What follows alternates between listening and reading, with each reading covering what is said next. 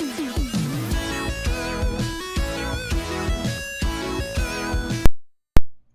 are in a video store. You are in a video store. You are in a video store. What? Video store. Oh, yeah, baby.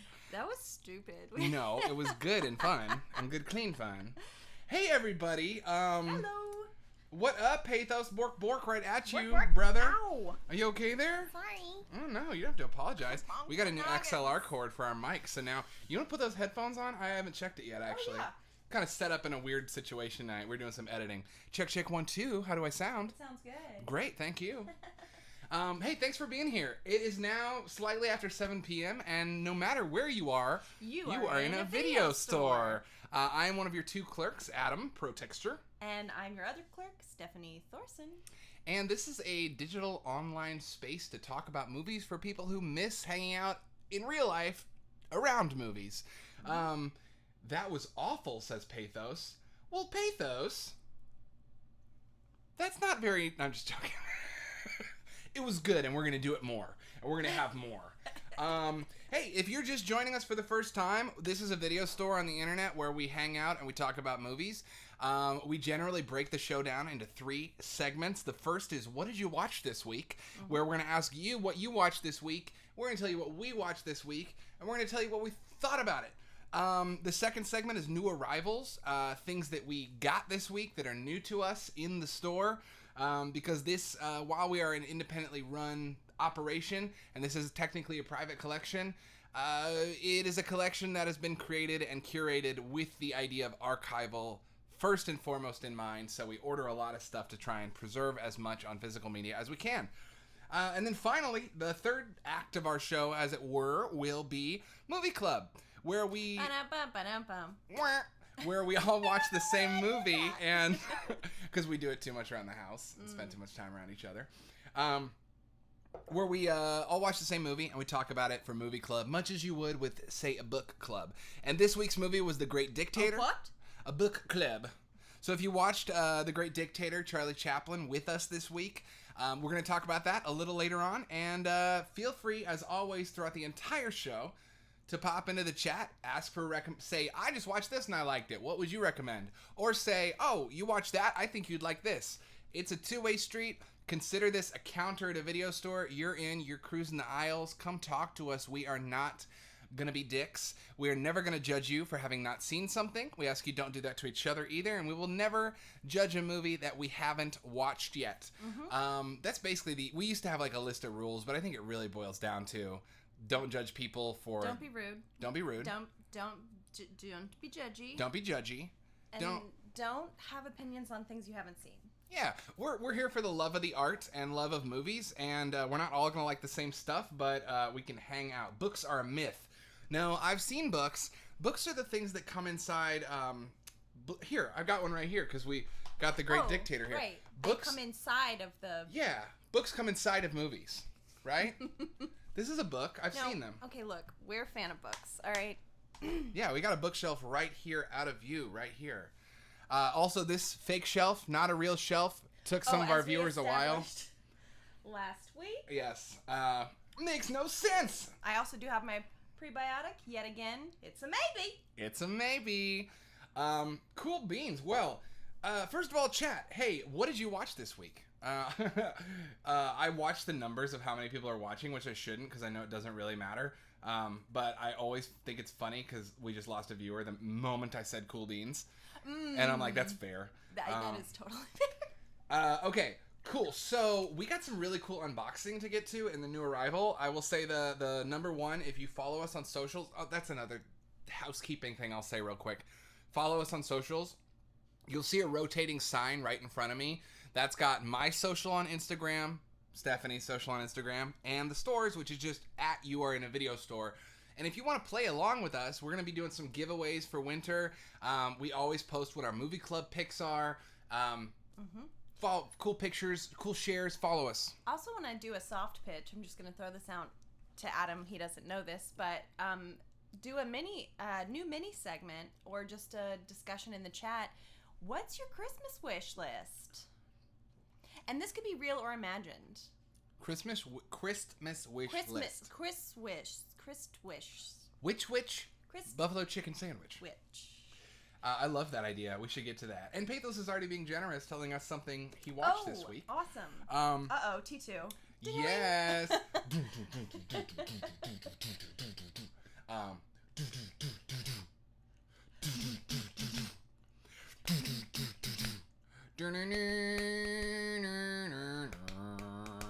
Okay, I watched the first 25 minutes of T2 last week.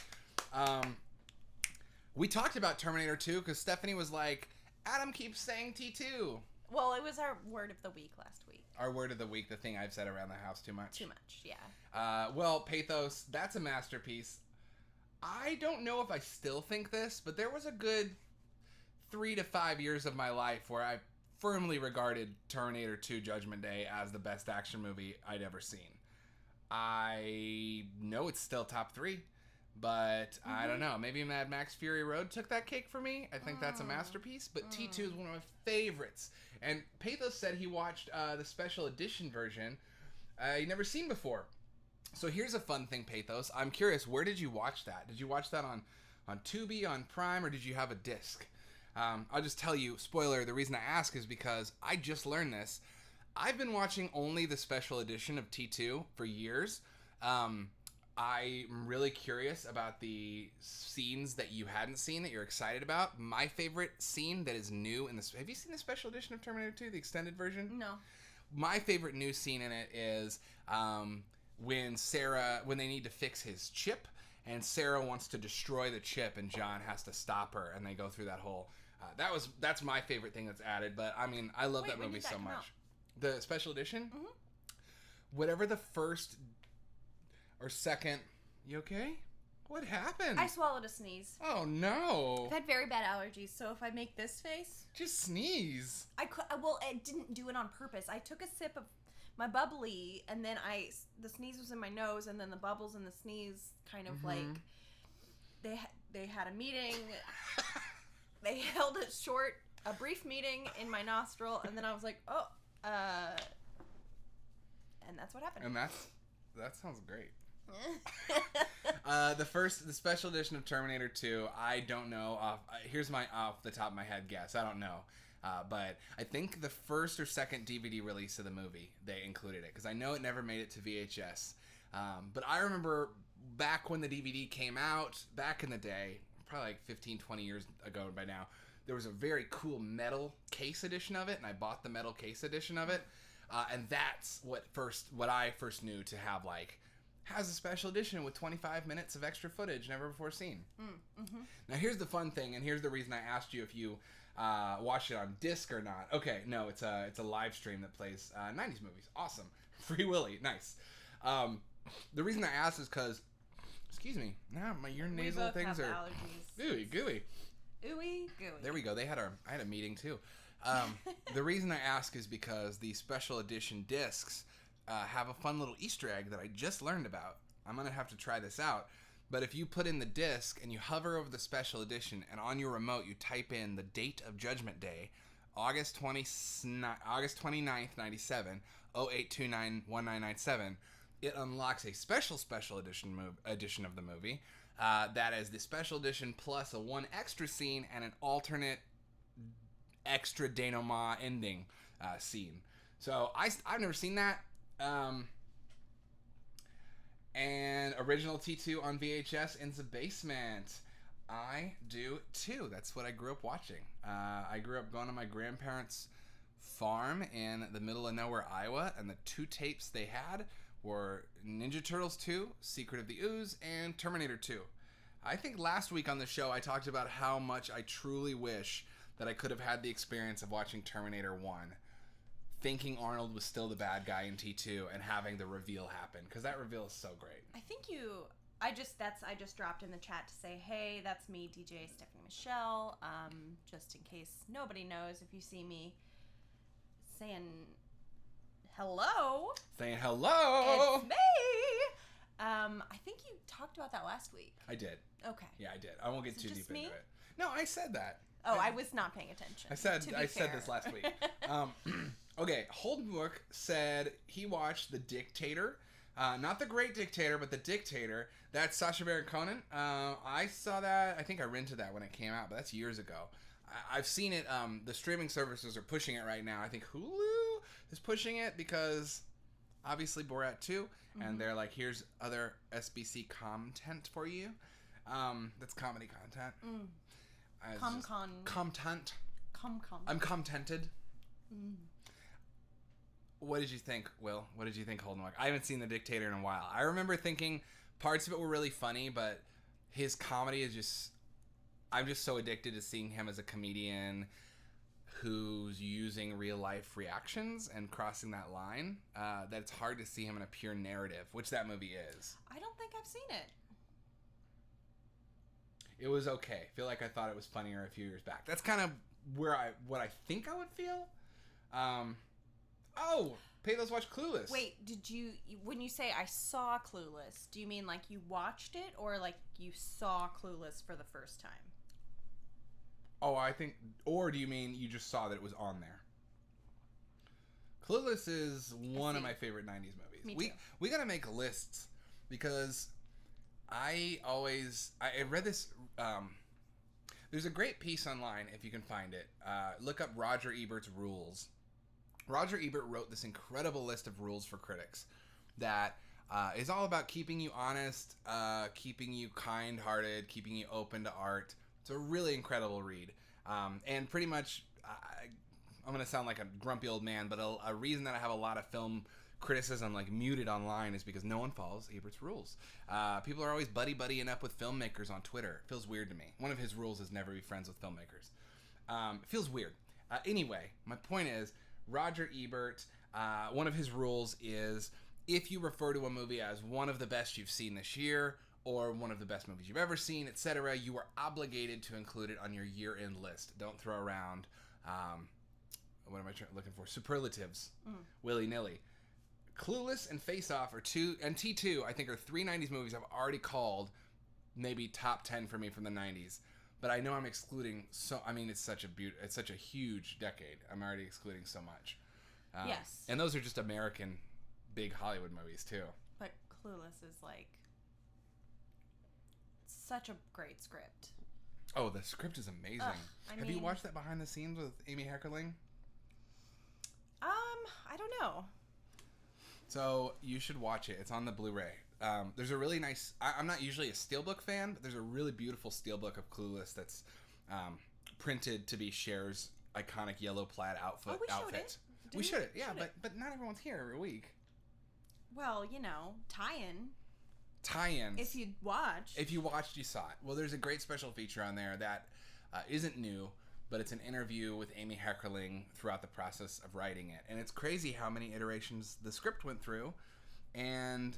crazy that she didn't really know where she wanted to start. It was much different when she started. That's interesting. That actually, I find that to be comforting. Yeah. That it kind of got put through the ringer and turned out as great as it did. Or that there was like doubt. I think it was doubt, and then she found her anchor of Emma. Yeah. So I think that's what it is she was like making this teen movie that she wanted to make kind of a like preternaturally talkative teens. But she wanted to like capture a hip youth vibe, but then she like discovered that she wanted to make it an adaptation of a Jane Austen book, and that's what like clicked for her. Yeah. It's really cool to hear her talk about it. I think you as a writer would particularly get a lot out of that. I am intrigued. Well, what did you watch this week, Steph? Did you watch any movies without me? You did. You actually watched one on the patio. Is this going to be like last week where you don't remember what it is? No. I watched, okay, well, it's funny because if you were watching last week, I watched a movie that completely, okay, here's the funny thing. I watched a movie that seemingly completely erased itself from my memory. And I left the stream and I went and I like looked at our watch history, and I was like, is it here? What was it? Oh, and then I started Googling random things like recent indie movies streaming on streaming services. Because I was like, where did I watch this? What was it? But then when we were breaking down from the stream last week, I turned to Adam and I said, I watched another one. That wasn't even the one I was thinking that had deleted itself from my memory. There were two. That I forgot. And my brain was garbling. Garbanzo. They were garbanzoed upstairs, and I had watched on a similar, tea in the corner under a blankie night. I had watched Big Time Adolescent. Oh, that's right, Big Time Adolescent. And which is what the new is. That's what it's called, right? Yeah. That is such a bad title. That can't really be what it's called. Is that really what it's called? I think, or Adolescence. Big Time Adolescence. I guess that's a slightly better title. That's the Judd Apatow, Pete Davidson, right? Mm-hmm. No. Yeah. No, it's not Judd Apatow. It can't be because it's only 90 minutes long. It's not. It's Jason Orley starring Pete Davidson. Oh. The Pete Davidson. That's why I thought, because the Pete Davidson Judd Apatow one is supposed to be really good, and you didn't like this one, and I'm just curious. Judd Apatow, King of Staten Island was the one they did together. King of Staten Island. Yeah. Was that what you were looking for when you watched this? No, I mean maybe. Yeah. So how was Big Time Adolescence, though? Fill us in. Similar to the other movie that I can't even remember the name of now, that I mentioned last week. You gotta write these down. I got quarantine brain. That's why I keep a little notes app, because I don't remember either. Yeah. I don't remember shit. I feel like...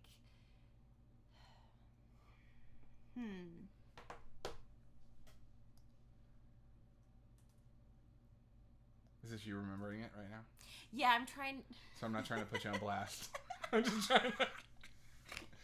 I feel like it was just sort of forgettable. I feel like so many movies that sort of fall under... And I don't want to say that. I don't want to generalize like that. But I just feel like there's this particular type of indie film that's like a little bit higher budget, but almost that makes it feel like it makes it so clean that it doesn't even have the like rough edges of something more charming. Yeah. It's like it moves just enough outside of being charmingly sloppy, but not all the way up to like polished. So it's in this weird.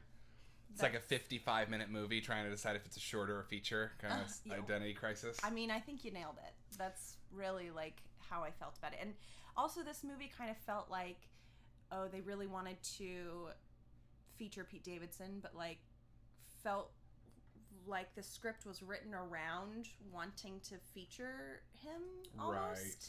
Of like, how do we make sure that this person is central to the narrative? What are the shenanigans that,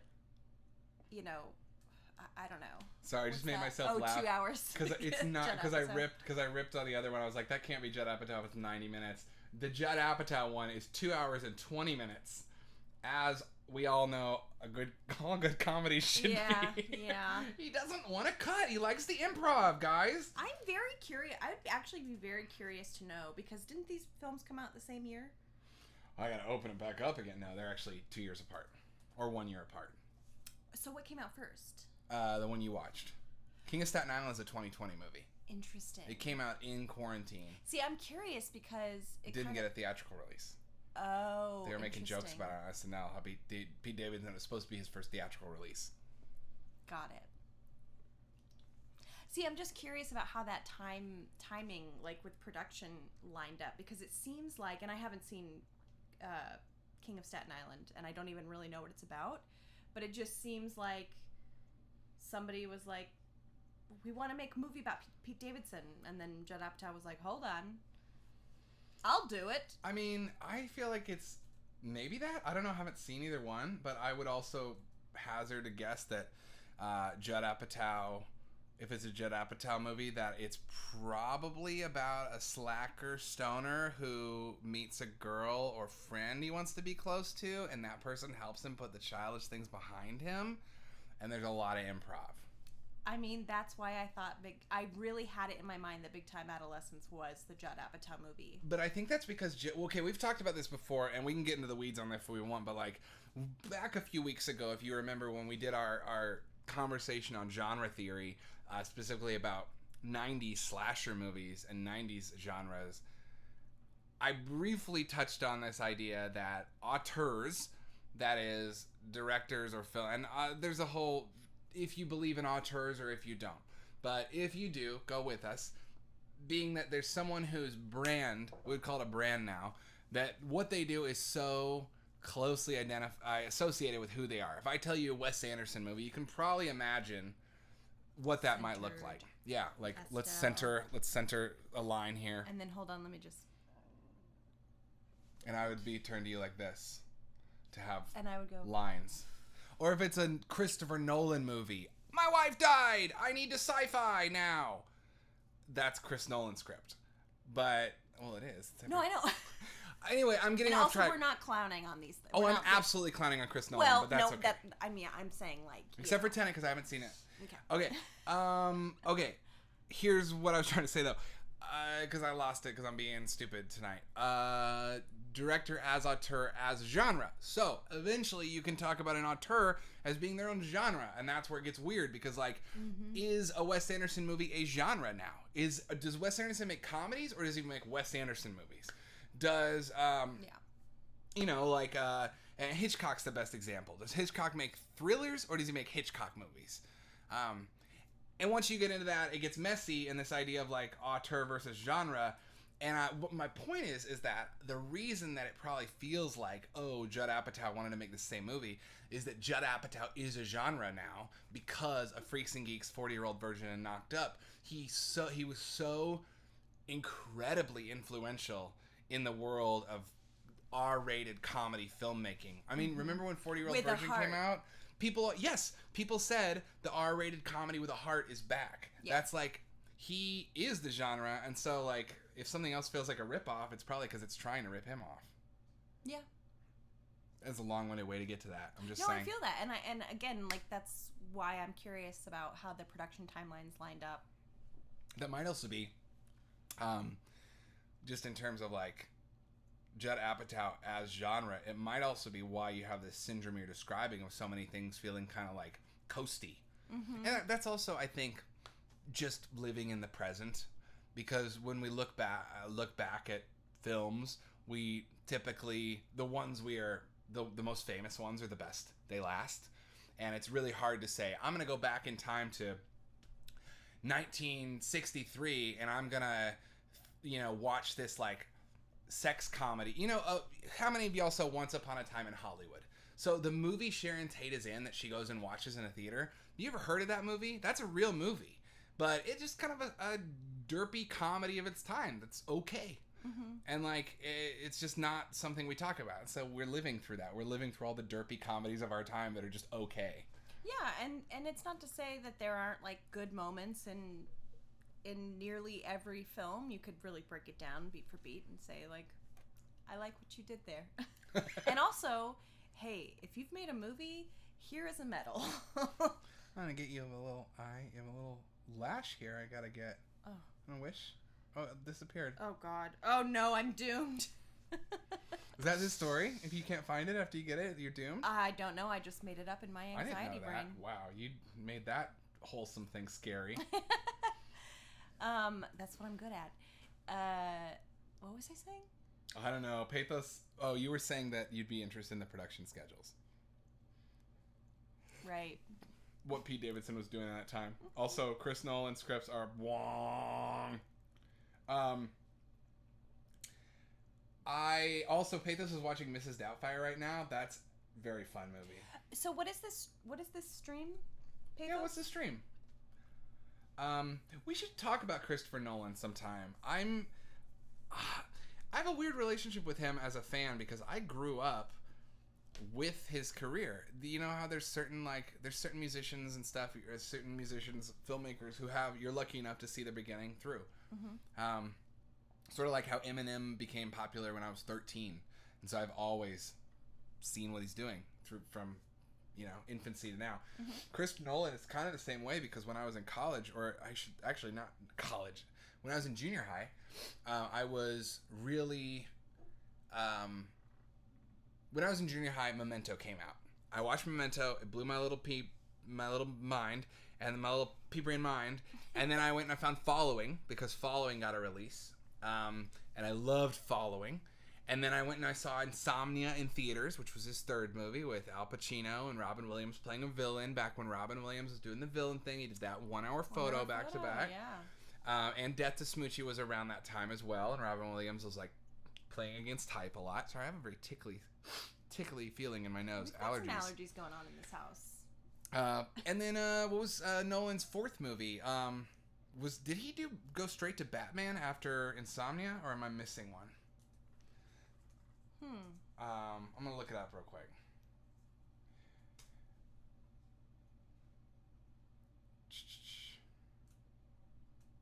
Oh, Toonami, that's cool. Toonami Aftermath. I grew up with Toonami.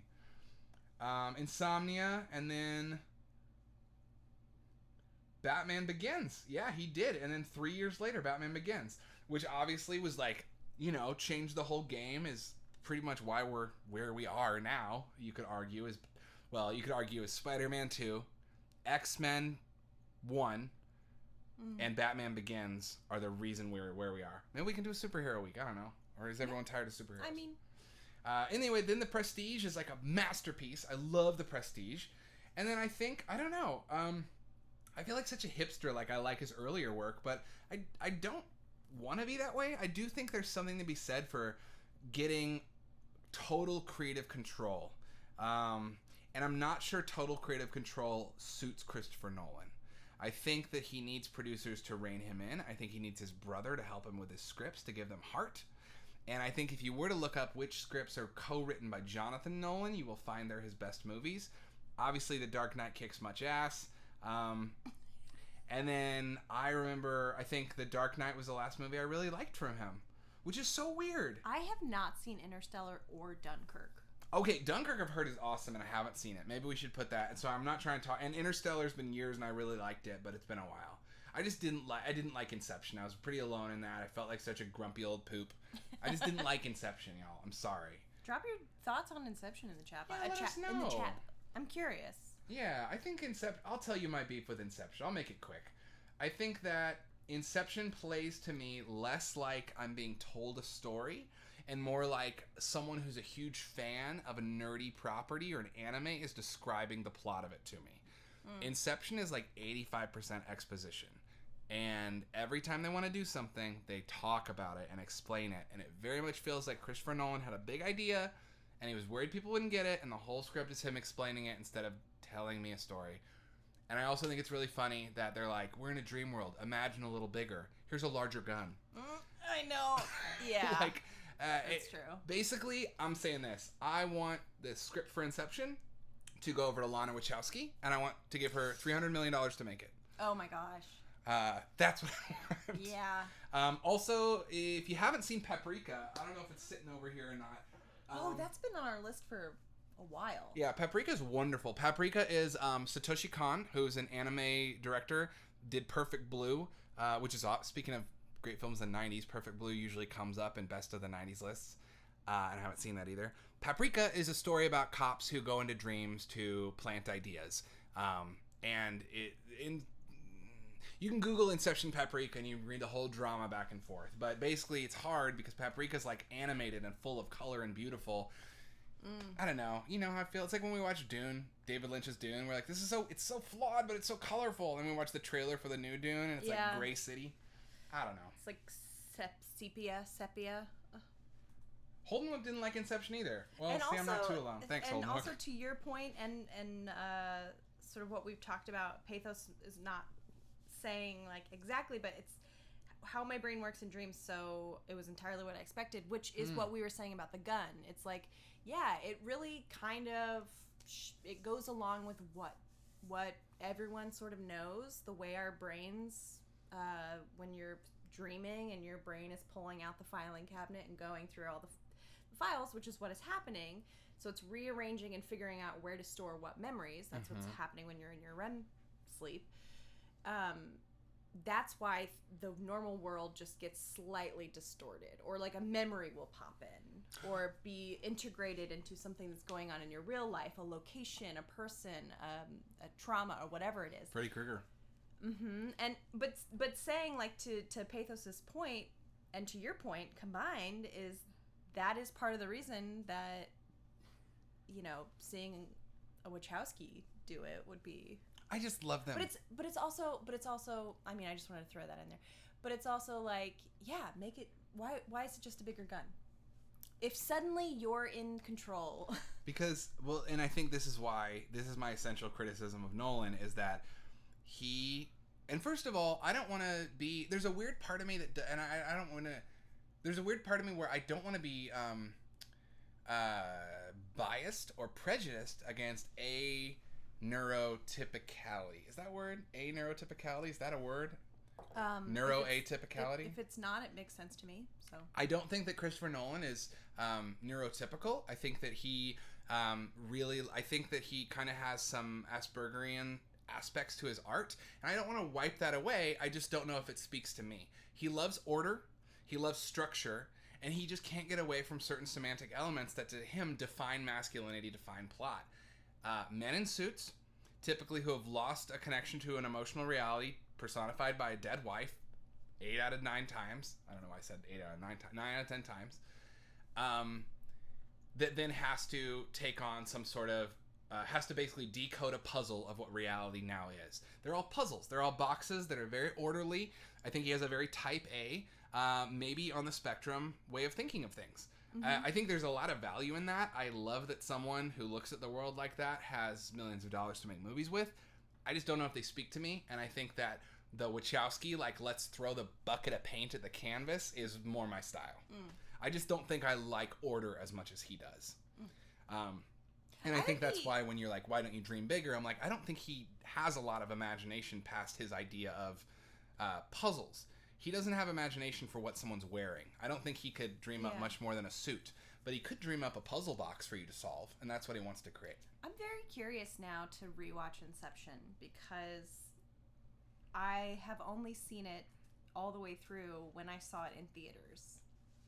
Me too. I tried watching it a few years ago because I was like, I was probably a hater. One of my best friends, actually, Great Job Nerds, maybe is in the chat tonight. I don't know if you're here yet, but Great Job Nerds really likes this movie, and we have definitely argued about it. Friendship intact, don't worry. Definitely argued about it a lot. And because of him and my respect for his taste, I put it on a few years ago, and I'm going to admit, early in the movie, there's a sequence where someone just starts explaining what the plot is going to be. And I fast forwarded a few minutes, and that person was still talking, and I was like, I love good dialogue, but I just don't want people to be like, yes, and then it's like if you watch Star Wars, and instead of watching a star battle, you heard someone describing to you how the starships fly. To some people, that's going to be fascinating, but I don't want to sit for 10 minutes and hear someone describe the engines of a Star Destroyer.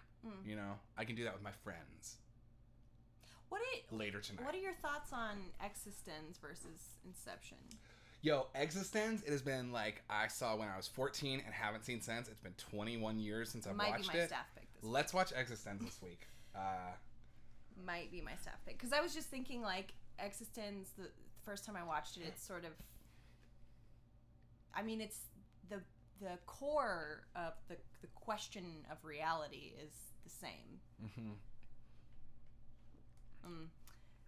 Like I said last week, I gotta let this sit in some brandy vinegar, but that just popped into my head. I gotta let it pickle. Make some brain macaroni and cheese. But yeah, if anyone has any like immediate thoughts on Existence, I'd be curious to do like a giant Venn diagram of like Existence, Inception, Paprika. Yeah, if we Dream Demon, which is a movie I just learned exists. Freddy Krueger. Freddy, well, we always go back to Freddy, don't we? We love Freddy on the show. There's a movie called Dream Demon that I might just order for myself right now if the Arrow sale is still going on at Barnes & Noble, because I really want to watch it and it falls into this. The Cell.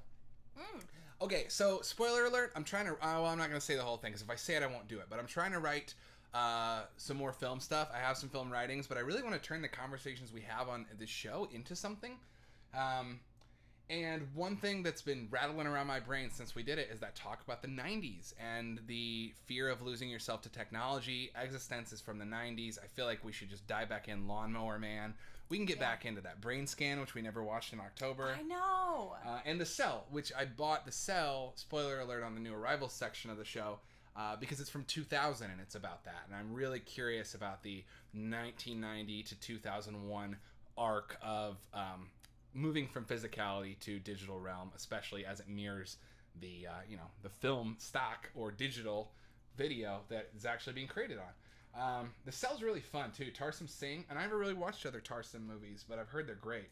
The Fall. Did you ever see The Fall? Oh wait, maybe. Well, Will, I gotta tell you, Will. Speaking of diagrams and shit, for Holdenwook out there, Holdenwook, because of you, we watched this. We watched this whole trilogy. We did. And in one day. We did. Back to back. Back. With snacks. Wait. Snack to back to snack to back. You had it. Back to snacks. Back to back to back to Back to the Future. Aww.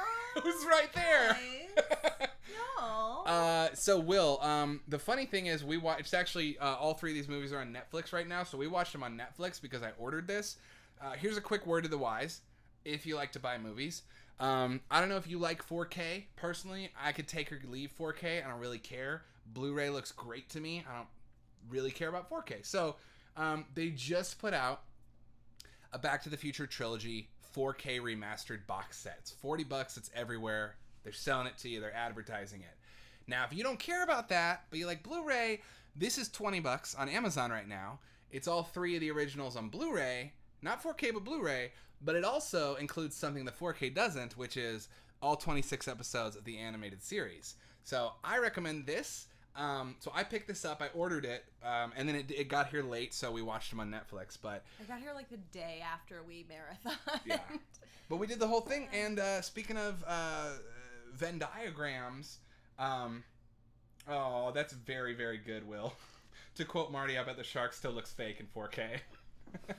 Oh, this disc set has a full trailer for Jaws 19 on it as a special feature.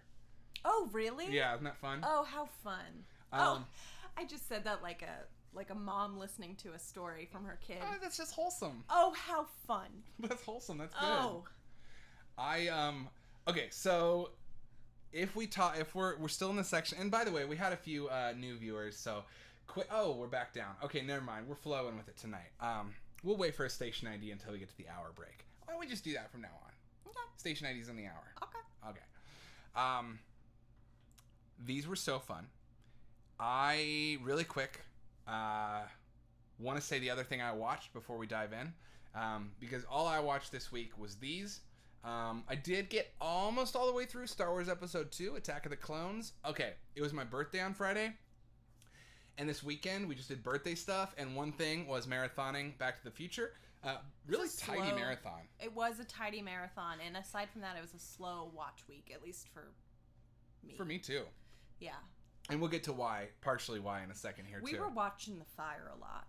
We were. We'll get to your specials. What now? Well, how you built a fire pit. I think we talked about it last week. We did, okay. Well, never mind. This trilogy, we are going to bring out a whiteboard, and we're going to try and break down how this trilogy is what we would call a perfect herald. I'm so tired already. Me too, but we're going to give it a shot. I'm going to go get the whiteboard. We're going to give it a shot, and you're going to do most of it because you're actually an improv teacher. Okay. One thing before we move to that, I will say the other thing. Now, I only watched a few things this week. Back to the Future Marathon, our movie of the week, The Great Dictator. I watched almost all of Star Wars Episode 2, which was kind of like a birthday weekend, late night, kind of faded watch. I'm going to potentially risk all of you permanently losing faith in my taste and tell you that I really love Star Wars Episode 2. I know that I know it's not good. I know it's got some really bad scenes, but it just got so much fun. And Holdenwook's here. I will never get over watching this movie opening night with Holdenwook in theaters, because he and I waited in line hours and hours and hours to get tickets and be the first people in our town to watch episode 2 and episode 3 in theater. And episode 2, I distinctly remember the sonic bombs in the minefield being just one of the best times I've ever had in a theater. And every time I want to test a new sound system at home, I pop in the Blu-ray for episode 2 to see how that part sounds. Because if there's anything that says George Lucas invented THX sound, it is that scene. That is also another... we could do a whole Lucas week here because I want to give this man credit. George Lucas not only invented THX sound, Skywalker Sound as a mixing place, Industrial Light and Magic as an effects studio, and helped produce a bunch of stuff. But he also, Mr. Lucas, before he sold Star Wars, had a bunch of unused land on his compound that he wanted to turn into a studio, and none of his rich neighbors would allow him to. So because they said it has to be residential, it's not zoned for business. And so he said cool, and he built a bunch of low-income housing to give people affordable houses out in the middle of nowhere. He's worth billions of dollars, and I think he's still a big kid, and I really like him. So fuck you, haters. And the moment Yoda walked... George Lucas is also another filmmaker who I think is on the spectrum. And I think that's partially why people don't like the prequel trilogy, is because they're all about the big story beats. He has no knack whatsoever for directing human emotion in a way that we would typically recognize in a dramatic sense. But he expects you to pick up on the, like, they like each other, but they can't be together. Get it? Because I don't know how to show that, but I'll just tell you real quick. And I'll forgive him for it because, well, I'll forgive him for it because he built the most, like, resoundingly impactful modern myth of all time. So guy gets a pass. Nolan made Memento, doesn't get as much of a pass. I made myself laugh with that. Will never forget the audience reaction of when Yoda pulled out the lightsaber. Yeah, that's a badass moment, and seeing him fight was fun as hell. Yeah, it is fun. I haven't even gotten there in the movie yet because I didn't finish it. Okay, so what else did I watch?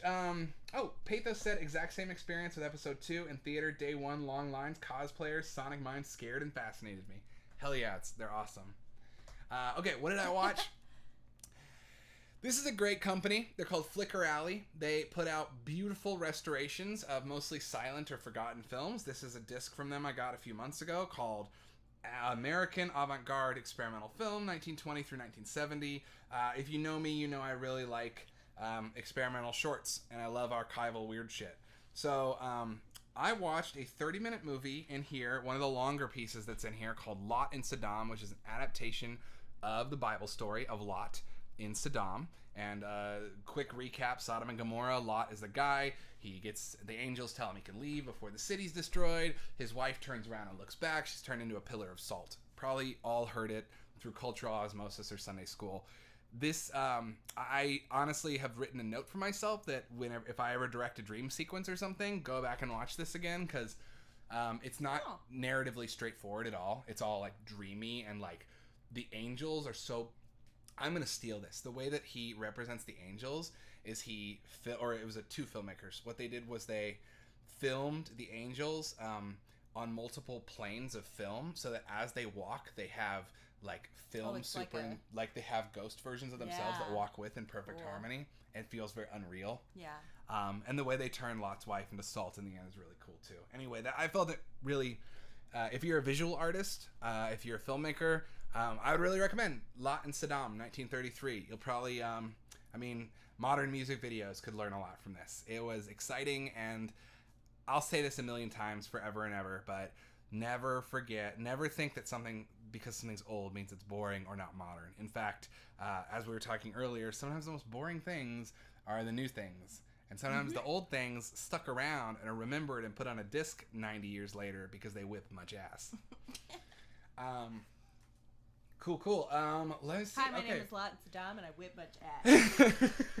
Lot in Saddam. Lot Saddam.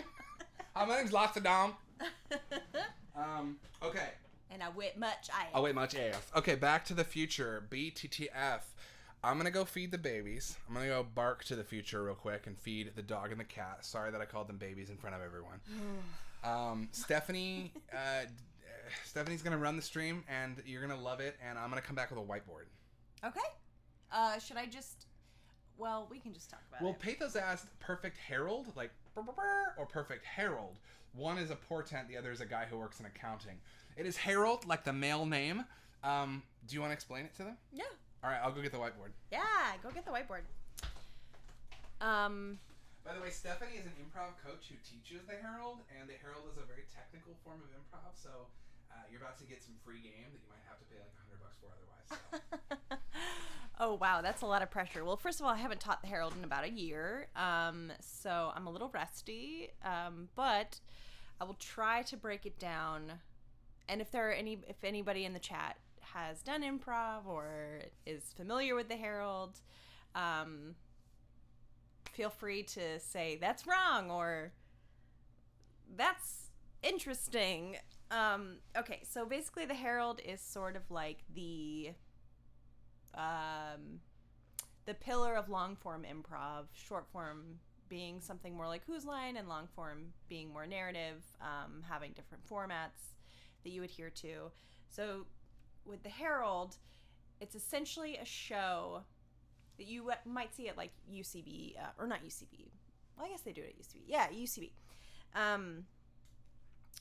So anyways, it's a show that everything is connected through themes and characters and callbacks. So things returning, things repeating, things being connected that seem disconnected. So typically with the herald, you have your opening scene, which is just sort of you're establishing the reality. You're opening the show, establishing the reality with the first 3 beats. So that's going to be like one group scene or one opening, and then 3 shorter scenes, followed by a second group scene with 3 shorter scenes after that, and one more time a large group scene with 3 short scenes after that. And then oftentimes it will end with something called a run out, which is just like a free-for-all. It's all as many of the elements from the entire show that you can connect and twist and call back to as possible. So I'm sure this theory is already on the internet. We actually didn't check, but we were watching Back to the Future, marathoning 1 through 3, and we were just like, this is just a herald. This is just like a perfect herald. Yeah, so I'll leave it at that, I guess. If anyone hates talking about the herald, if you do improv and you hate talking about the herald, I apologize. If you hate when people compare movie trilogies to the herald, I apologize. If you hate when people talk about improv, period, I apologize. But it was just really fun to see the characters, the themes, the throughways, the callbacks represented throughout this movie. And I'm actually curious if anyone involved in the writing or the producing was a improv comedian. Anyways, that's my spiel about the herald. Let me check the chat. Y'all, if you ever see me looking down or messing with anything on my, down here on the desk, it's usually my phone. I try to keep the chat open over here, not only so I can say hi, but also because I typically cannot read the chat over there because I don't have my glasses on. Okay, let's see.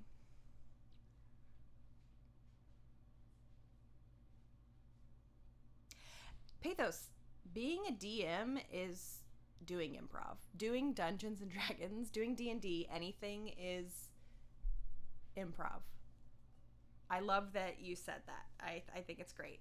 I think the only difference with somebody who does something like D&D or something similar to, expansive storytelling that you're making up on the fly and like real improv is the whiteboard? Yeah, I don't know where it is. Is it in there? Is it in here? I think it might be in there. Is it right next to us? I think it might be there. It's right next to us. All right, y'all are gonna see a peek behind the curtain here. This is what we normally do. I didn't even know where this was. So, can we see this? We need to hoist this up. Oh, here. Do you want to just... Yeah, we can do that. Well, here's the peek behind the curtain is that we always write down what we've watched so that we remember. And this is clearly we haven't done that in the last 2 weeks, which is why I just stare off into the distance going, what did I watch? And why this just says Nightmare on Elm Street 4 through 5 on it. What's happening? So Pathos and Holdenwook say, okay, Pathos, we were talking about how D&D and being a DM is very much improv. Oh, yeah. Holdenwook said, I know very little about improv, but shortly before COVID, I attended a corporate event where Second City came in and taught us how to use improv in a work setting. I have taught those corporate workshops. I have been a part of them. And I have stolen Stephanie's corporate workshop training for my own small team at my corporate job. Well, don't spread that around. No, I'm just joking. Zoom games. I basically start with an idea that's written Here, down. I'll be the person and you can be... I'll be the whiteboard. That seems like best, right? Uh-oh. I want to knock over the Simpsons Lego house. Uh-oh. So I was just talking about... Well, here. Why don't you pass that to me? You can look at the chat and I will make us a little template. Okay, cool. Quick. Okay, cool. So... Ooh, look, a bounce. A nice bounce. Are we okay with this? Do we want to just use the calendar since it's much smaller? No, I think we're okay. Okay. I just didn't want to knock over my drink. Yeah. Okay. It's a maybe. Shortly, yeah. Pretty interesting. Yeah, that's rad. Glad that I love. So okay, let me just talk about my own experience with improv real quick. I did improv in high school for fun. Competed in large group speech, which was a thing in the Midwest, but I didn't really do it for a long time. When I met Stephanie, I was kind of brought into the world of Austin Improv, specifically Cold Town Theater. Shout out! I'm actually wearing a Cold Town shirt right now, and that was kind of like home base. And I started taking classes, and I learned that's what you do if you want to get into improv and do improv is you take classes from a theater. And through those classes, you learn the format, you learn the basics, and you earn your stage time. And to be honest, probably wouldn't be doing this show here right now, or several of the things I've done recently, had I not gone through that program. The Herald was really hard for me to wrap my head around, but when people started explaining it to me as a 3-act structure, that helped more because I'm used to pop song structure. As a rapper, I'm used to knowing where the chorus should go and how the song should progress, and I know how to map that and map on act structure onto a movie. You know, look for the act breaks. And if anyone, by the way, this is something I think is really fun. If you don't do this, a really fun way to get into the habit of figuring out where act breaks are is to just kind of ask yourself as you go through the movie, when you're about like 20 or 30 minutes in, try to figure out where the first act break is and where the second act break is. Like, basically, you establish the world in the first act, the second act you break it and you form conflict, and then the third act you run it out and have your climax. Herald is like that, but with everything looping back and referencing itself. And so if you write a tight ass, you kind of look like that shot of Marty looking up at Biff. I know, that's what I was trying to do, like the little over the shoulder. And if you write a tight enough script, you're probably going to come close to a Herald. And there's a running joke among improv students that you reach the everything is a Herald stage of your tutelage. Yeah, which is why I said if you're tired of people saying everything is a Herald or life is the longest long form, which is something that I said when I first started improv, then I apologize. But I think that both of us are pretty worn out on that, and I think that both of us earnestly were like, no, this is perfect. No, it's actually like... It's different. It's not like Star Wars where you're like, it's a Herald because it's a trilogy and it calls back. Yeah, all the good trilogies have callbacks, but this is not just callback driven. It is essential connective tissue in a crazy web. So you have it written out? Well, I have the... This is going to be so exhausting. Yeah, it is. Well, here, I'll pass it off to you. So what I did is I just sort of... What does it say? D&D has a big bad called the Herald. Shout out Buffy for coining the term big bad. Yes! And whenever anyone says his name, it makes things slightly worse for upcoming events. So no, don't say the name. We promise you it is not Herald with an A. It is it is not Herald with an E and then an A. It is Herald with an A and then an O. Yeah. Okay, This is going to get exhausting. Fair warning, I think, for both of us. If we get bored explaining this, we're going to just dunk it. Yeah, This is just supposed to be fun. Yeah. So, oh my I God. did it I this didn't way. like this. Okay. So, basically, this is kind of like... view on the monitor? I think so. It's a little hard to read. Maybe. Can I scooch this now that we have a new XLR? And move these drinks so they don't fall. Here we go. Here's a little bit better on the white balance. Okay, cool. Yeah. So I don't want to make you hold that this whole time, but this is kind of what I was saying about the basic structure of a herald. Sort of something similar to this is what I usually write out for my students when we first start learning it. Is you have your opening, you have your first 3 scenes. A lot of people say like A1, A2, A3.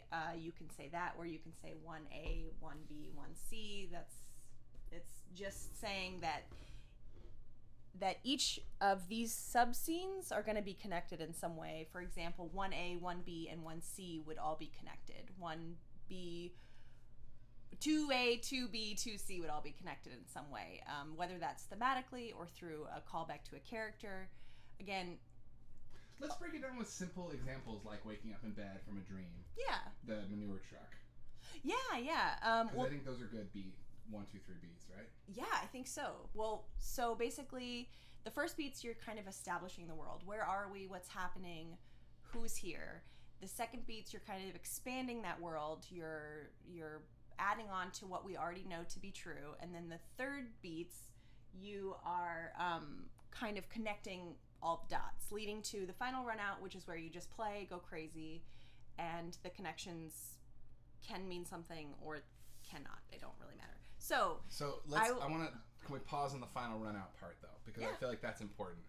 The final run out being you're the teacher here, so tell me if I'm wrong, but after you've established kind of callbacks that happen in each beat of the show, in this case, the 3 films, each being a beat, the final run out does the final run out exist within the movies, or is the final run out the animated series, playing with all the different aspects and throwing them all to the wind? I think the final run out would be the animated series. Because the final run out is just about taking all the... So if you had a pig and a butcher sitting down for a candlelit dinner as one of your scenes, then maybe as you run out, you're like, hey, what if the pig's eating himself? Do it. It didn't work. Cut it. Like Exactly. It's like boom, boom, boom. So I'll let you take the pen and kind of oh my goodness. relate this to here. Oh, okay. Are you comfortable? I'm comfortable. That's on your arm rest, right? Hello. Your arm rest's more like your and I'll just whiteboard rest. Hi. And That's I'll go, cute. Hi. Aha. Okay. Okay, cool. So I'm gonna watch in the monitor. yeah, and you tell me how right I am. So if we talk about 3 scenes that are establishing, let's say this one is and Marty will just be an M, Doc will be a D, okay? Marty goes back, okay? In the second one, it's going to be Marty goes forward. And the third one, how does the third one start? Marty goes back and then forward. Right? And that's our opening. Okay, this is not going to work with the way I'm writing. Whatever. It's hard to read it. Here's your prescription. But let's just say Marty getting in the DeLorean and time traveling is one scene from each one, right? And then let's say Marty waking up in bed is a scene from each one. Marty wakes up. In the first one, wakes up with his mom dabbing his head. He's in his mom's bedroom in the 50s. Second one, he wakes up with his mom dabbing his head. He's in his mom's sad alcoholic penthouse in Biff's Nightmare Future, which I learned that the filmmakers referred to as horror-bific. Oh! And the final one, him waking up, getting dabbed by his ancestors. And in all 3 beats, the exact same beat plays out of someone saying... Literally, like... Mom? Yeah. Him going, Mom? It's like the same... Can y'all hear me? I think... They're like saying the same... Can y'all hear Stephanie? They're like saying the same dialogue. Yeah. And then what's another one? The manure chase? The manure truck, or the manure... So we know this. We know that the manure truck in the first one becomes City Hall explosion on the hoverboards in the second one, the clock tower. And we know that in the third one, that becomes not a manure truck or the clock tower, but just a just a barrel of shit. It's like one. Yeah. And the clock tower could serve as a beat or a group game as well. Well, the thing is, like, the group games, I'm curious what you would say those are, but I think they're just the climaxes of the movies. No, I agree. Because that's when everyone's involved. Yeah. Let's put this down. I think we can. Yeah. Y'all understand the basic concept is it's three pairs of 3 scenes each, but in these movies, I don't think it's as simple as 3 each because they're movies. And the universe is so expansive, but you could say, a beat is an act. Well, let's say that. Mm-hmm. So then, how are we just realizing this on the stream? Of course, it's an act. Yeah. 3 acts for each one, 3 movies. That is the perfect Herald. And if you call the group games the climaxes, that is when everything has to come together for one point, namely to reverse how the movie started. And typically with a Herald, if you're looking at it top down, the whole show, you want to say that was the circus show. That was, right. You want to have a theme you can pull from it. Yeah. So, I mean, the theme is very obvious here, but it's time travel. Yeah, it's perfect. It really is perfect. But I would say that if we're talking in terms of act structures, how the acts call back, here's the reason it's not. Now, we all know, I don't think we're blowing any minds. Sorry, Pathos says needs more yarn strings and pins, and it just made me laugh. I don't think we're here blowing any minds by telling you that there's a parallel between the skateboard chase in the first one and the hoverboard chase in the second one. We all know that. It's right there. I think the difference and what's interesting is, and what makes a good Herald is also not the repetition of the scene. Maybe in the first set of beats, there is that. Maybe it's Stephanie and I sitting down for a romantic candlelit dinner. And then, but we're farmer. Maybe we're a farmer and a farmer's wife. Mm-hmm. And then the second time, it's a farmer and one of his livestock. And then maybe it's the third time, it's 2 pigs eating a farmer. Mm-hmm. It's just playing with it. But the Herald isn't. Isn't just a one-to-one mapping of the essential core thing. It also starts to play with spare ideas, and I think that's why this really works, is because even down to the way rock music is used throughout the movies, the way the score is used, there are certain motifs and ideas that are not just recycled but given new purpose and new life. Yeah, and the skateboard, the scoot board, the hoverboard, all this, the idea of this guy on what is more or less a skateboard, but we're putting it in different contexts and different times. And so the skateboard just becomes or the hoverboard or whatever it is, just becomes the theme or the thematic element that we see played out in different times throughout history. Yeah, and it's interesting how thematically identical they are. For instance, in the first one, Marty's almost squashed by the car when he's on the skateboard, and he does that super awesome thing where he runs across the car and lands on the skateboard on the other side, and the car, it has momentum and can't stop and plows into the manure. In the second movie, Marty looks like he's squashed when he can't move his hoverboard on water, and once again, him cleverly getting out of the way while the bad guy can't stop his momentum is like jujitsuing the bad guy, Biff, and his gang into their own predicament.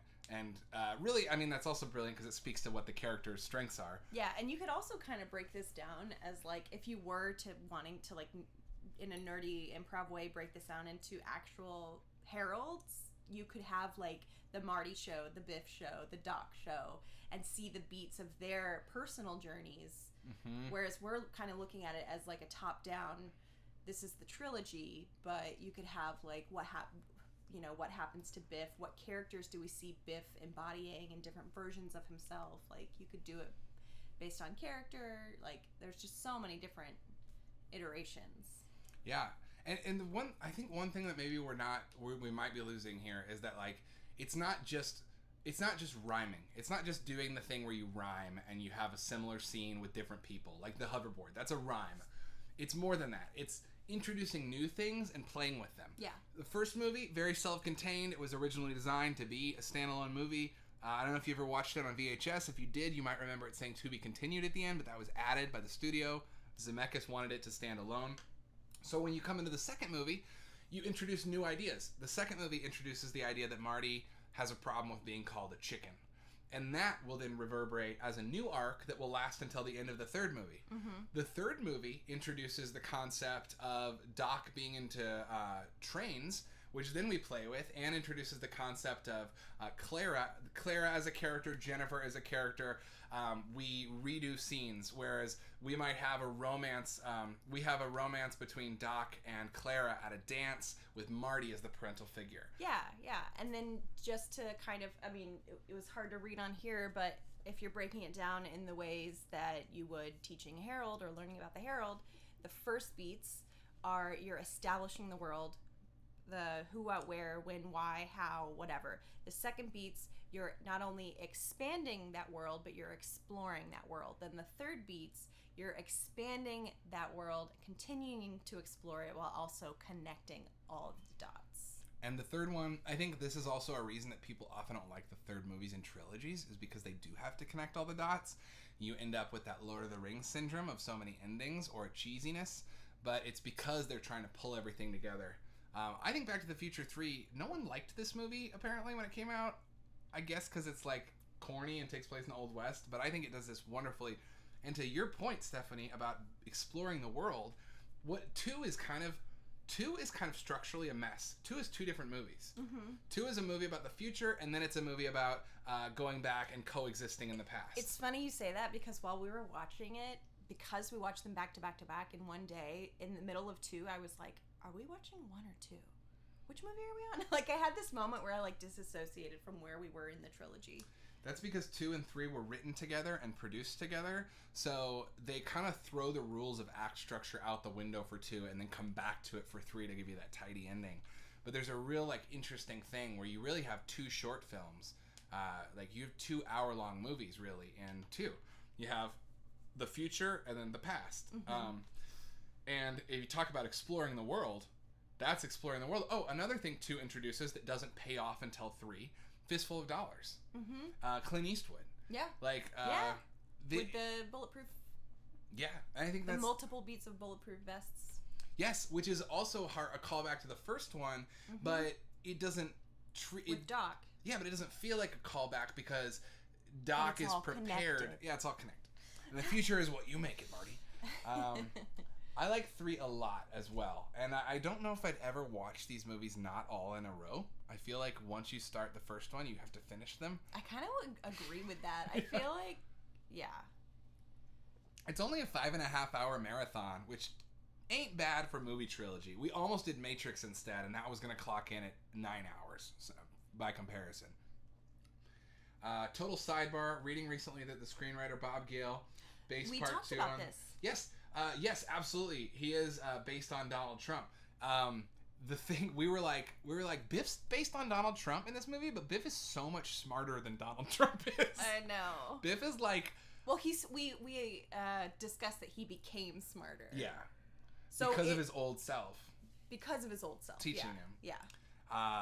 The scene, Biff's scene with Marty when he's about to kill him, is maybe one of my favorite scenes in this whole trilogy.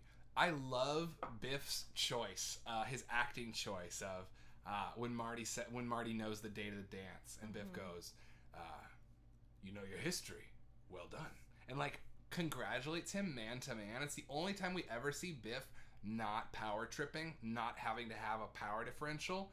And if we want to talk about the Herald, yeah, but he is power tripping in that moment. Yes, he is, but in that moment, he is subtextually, but not on the surface. It's the only time Biff drops the facade. Yeah. I mean, he's always Biff, but I'm saying he's not trying to actively get one over. He's stalling. Because he knows he has a leg up. Well, I know, but hold on. Don't ruin my analogy quite yet. Okay. Hold on. My point is that in that moment is the only time we see Biff speak to someone else where there's not a power differential. Every other time we see Biff talk, and granted, yeah, he knows he has an upper hand, but on the surface, how he's speaking is treating Marty like an equal.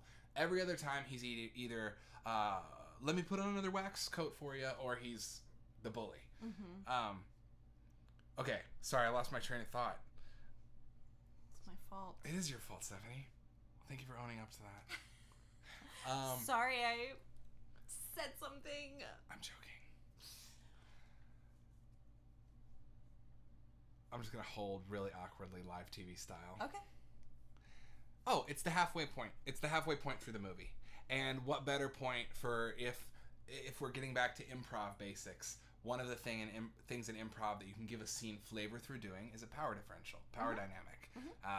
And it's a really cool move that for this trilogy, the midway point of this herald is a flattening of the power differential for one scene of dialogue. And only in, like you said, only in the dialogue. There's clearly a power thing going on. But it is a moment at which Marty is stepping up and doesn't realize that he's gonna be played, and Biff is knowing he's in power and talking like it's normal, and they kind of meet in the middle there for a second. Yeah, and I would argue that the reason that he says what he says and the way he says it is because it's the only point in the movie where he's not afraid. Oh, that's a really good point. Or Biff is not Speaking afraid. of Trump. Because Biff knows in that moment that he's got the gun. He already knows that why Marty is there, what Marty's going to say, and he can remain calm and collected and act as if he's, generous in that moment and leveling with him in that moment because he knows 100% he's got the upper hand. And every other scene, he's afraid. He's either afraid and he's projecting by being a bully, or he's afraid and he's cowering because the power dynamic is off. Yeah. So. Good character analysis. Thomas F. Wilson. Shout out Thomas F. Wilson, who plays Biff. Also is the coach on Freaks and Geeks, and has done a lot of other stuff like voice work and character bit roles. But I just wanted to shout out Thomas F. Wilson and Crispin Glover for the first one especially. Ugh, Their scenes together are so good. Yeah. Like, that is good comedy. Their absurd straight dynamic is amazing. Acting. Yeah. So good. Biff is an amazing... Yeah, Biff is like a kind of an all-time great character. Oh, yeah. And Marty is like... I mean, they're so archetypal, and I think that's another like improv thing, is like they're based on archetypes. Like, if you're going to initiate a scene, I'm the bully. I'm the jerk bully. I'm the pushover nerd. I'm the cool kid. I'm the crazy scientist. I'm the girlfriend. Women don't get a whole lot of good roles in these movies, other than Clara. I'm a mom. I'm a hooker. I'm a girlfriend. I'm a mom who hooks on the side and also has a side piece, so I'm also a girlfriend. Leah Thompson. I'm a woman in an improv scene. Leah Thompson does have a lot of heavy lifting to do for the writing that's given to her. She has to be sad and alcoholic for so much. Yes, and the original Marty actor, did you know that... I don't know who it was, but I knew it was... It was Eric Stoltz. Right, and then they reshot the whole... Yeah, I forget how far did they get. Yeah. Will, do you remember that? How far they actually got shooting there was a whole thing with where Eric Stoltz? They were like deeply in it, right? And then the director was like, "This is just what? Who was it that said this is just not working?" I think it was Zemeckis. Was it Zemeckis? And poor Eric Stoltz. I mean, he's great. He's just not for this. Yeah. God, it's weird. Yeah. I wonder, wasn't it like was he, I don't know. I can't remember the lore, but it's maybe he was being too serious or something? They shot most of it. That was a huge deal. That is so crazy. I'm sure there's some special... Here, let's see. Let's see what the special features say. Tales from the Future 6-part documentary. Deleted scene. Oh, I know that I've watched... Okay, so when Back to the Future first came out on... look at that, it ripped a little bit. On DVD, and I bought that trilogy in high school. I watched every special feature on it, and I remember watching all the screen tests and a lot of footage of Eric Stoltz. And he just doesn't have pop. Yeah. He just doesn't have it. Yeah. They say the it factor. Michael J. Fox, just the coolest teenager on the planet at that time was Michael J. Fox. The coolest. It's so fucking cool. He's so attractive. Oh my god. Are you kidding me? Yes. So attractive. Michael J. Fox in that movie. He's just like... And attractive in like a very earnest use of that word. Yeah. Like, it doesn't matter if you're sexually attracted to him, if you want to date him, if you want to hang out with him. He is attractive. Yeah. I want to be around this guy. Mm-hmm. I want to watch him for 6 hours and never get tired of it. Also, I don't know who it is. Maybe we could look it up, but shout out to the costume designer. Oh, yeah. It's pretty bonkers. Let's look up for Back to the Future costumes part 2, because that's 3 eras. Iconic. Okay, well, anyway, with the Herald in mind, really what Stephanie and I were noticing is just like, it's not only the mirroring, it's how elements get played with in new ways and remixed, but all manage to circle back in the end, and it just sticks the landing. It's clear, I will say, I do think it's clear that there is a kind of earnestness to the first one that the other two don't have as much. The other two definitely do feel like we need to do a sequel. A little more ham-fisty. They feel more ham-fisty. They feel more we're trying to reach as many people as possible. They feel more we know we have fans. Mm-hmm. The first one's effortlessly cool because it doesn't know it has fans yet. The other two know they have fans and they're winking at you a little bit. And there is kind of a loss of organic feeling. It's clear the first one stands alone. And we can get into this. We can get into more trilogies. I personally, you want to do Christmas surprises? I want to do some more trilogy marathons to talk about, because one thing I've noticed across most trilogies is the first one stands alone. The second two are a two-parter that try to connect back. Every Star Wars, George Lucas, going back to him, George Lucas wants to tell you all day that he had a 9-part saga in mind, but that motherfucker made one movie and then made 2 sequels to it that are back, that have a cliffhanger. Matrix started as one movie. Those 2 sequels have a cliffhanger. Cliffhanger here. Everything does it, and I would really like to explore that more. I also want to say Holden Look said in the chat that you can watch some side-by-sides on YouTube, which I think maybe we looked up years ago. Maybe. Joanna Johnston. I'm curious what's in her oeuvre. Let's look. Joanna Johnston. See what else she's done. It's not as easy to find filmographies for MDB. Costume designers. All right. Looks like she's worked. Looks like she's Spielberg's person. Indiana Jones. She most recently did The New Witches. Oh, she does every Spielberg. The BFG, Jack the Giant Slayer, which was Bryan Singer, Lincoln Warhorse, Valkyrie, Bryan Singer, Spielberg, Zemeckis. Munich, War of the Worlds, Polar Express. Love Actually. About a Boy. Unbreakable, Sixth Sense. Wow. Contact, French Kiss, Forrest Gump, Last Crusade. Death Becomes Her. Well, that's Zemeckis. Did you know that? Oh yeah. Hellraiser. Who Framed Roger Rabbit? And her, she got her start on Hellraiser. Wow. That's what a career. Awesome. Also, Last Crusade. So you're telling me that this woman, I'm now realizing that this woman, Joanna Johnston, is the reason I think everything I think is cool. Because I grew up on Indiana Jones and Back to the Future. Career. That's crazy. Style. Yes, aside from white dude teaching Chuck Berry rock and roll, the first movie is just perfect. Oh, and Pathos Wing Commander, Thomas F. Yeah. We did say, we would be remiss not to mention that Back to the Future trilogy is extremely white. Oh yeah, it's a super white trilogy that's so white. Pretty just racist at points in the way that it depicts people who aren't white. It is very much a movie that assumes that it is the Reagan era. You are a suburban white kid. Mm-hmm. It assumes that culture still dominates. That even this, we're nostalgic for it. I'm a white dude who grew up in suburbia on this shit. I'm nostalgic for it, but there has to be new shit. We will always have Marty McFly. Don't freak out, white nerds.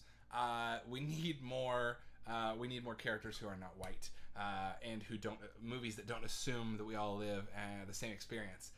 That being said, as a product of the Reagan, callous, very white-centric 80s, Back to the Future is kind of a masterpiece.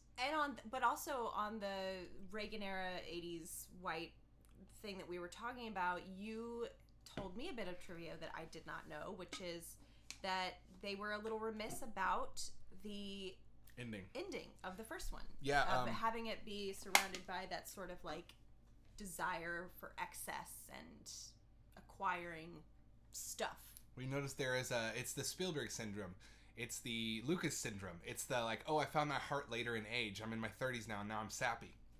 So the first movie ends with Marty getting that SUV, and yes, Zemeckis and Bob Gale, the screenwriter, were they felt bad that they tied the victory to class, to being rich when Biff's not, and to specifically that SUV. You notice, what do they do first thing in the second movie besides ditch Jennifer?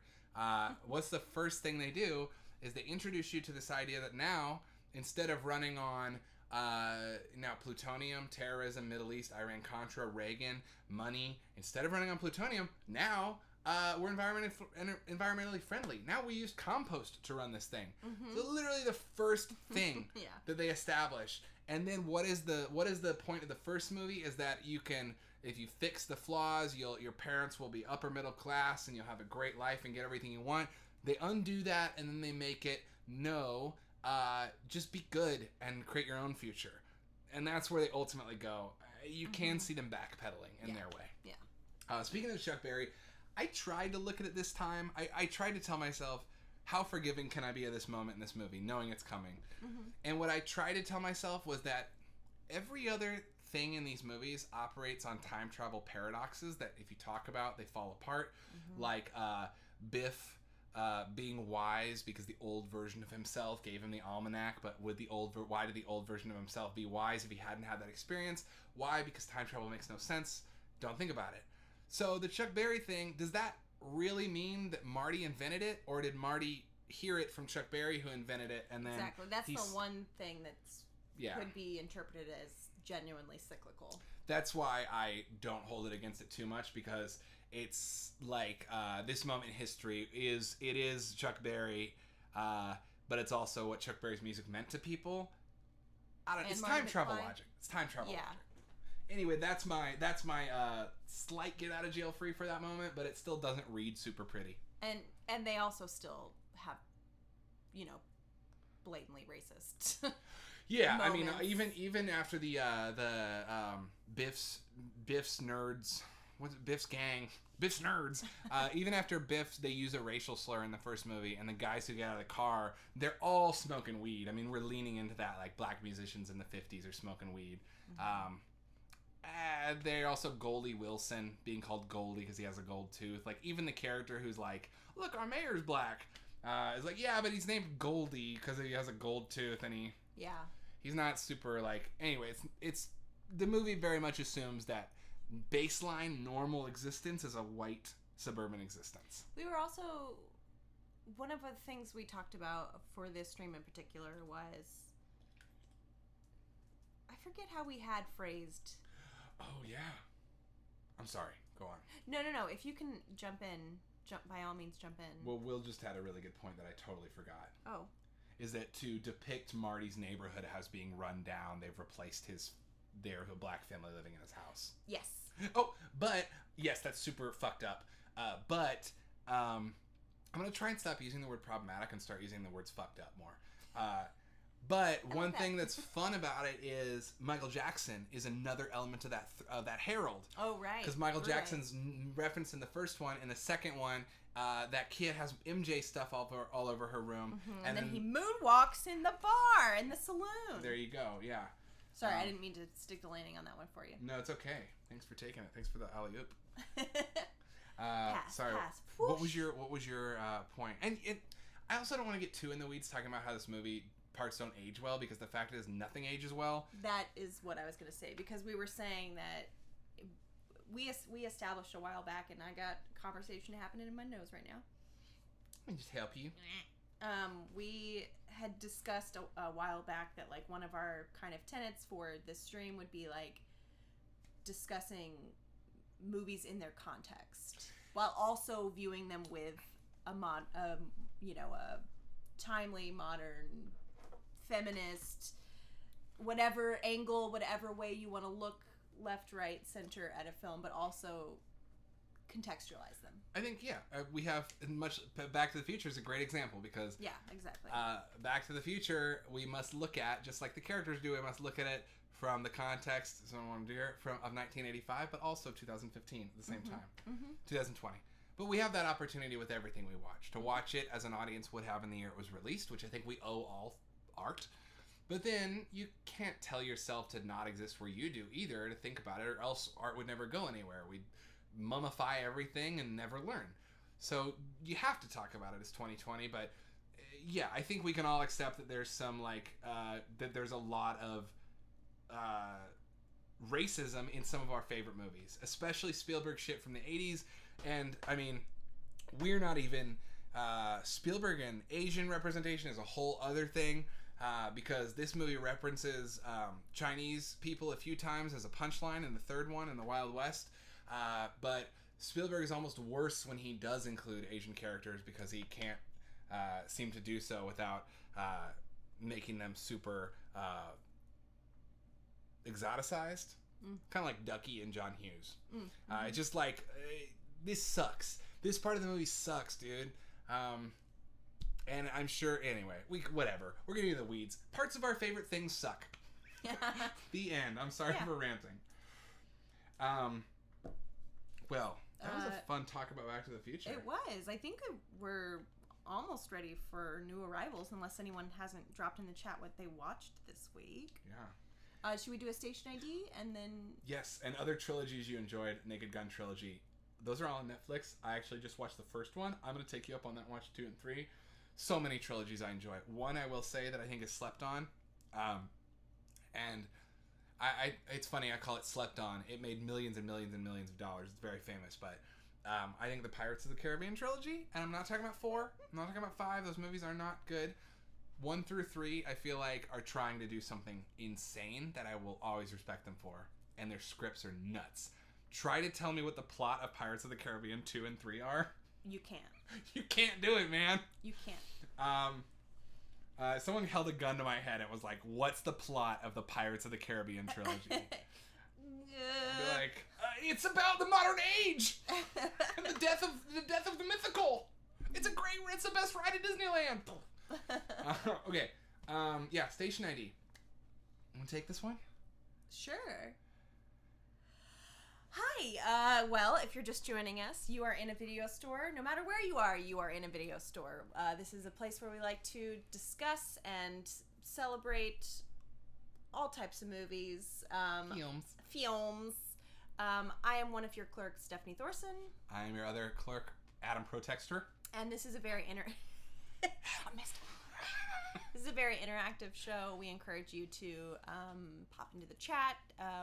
We typically break this show down into 3 segments. We do what did we watch / what did you watch, new arrivals, what came in the mail, what did we acquire this week / you as well, and then our movie club.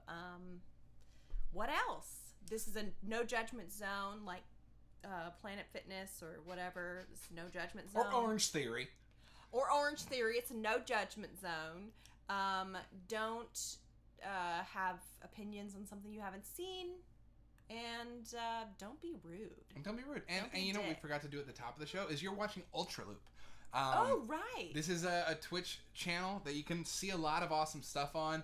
We're really excited. A fellow named Joseph Stallman, who we know through the improv community, who's wonderful, is actually going to be starting a Wednesday stream, a regular stream tomorrow night, playing Among Us with his family.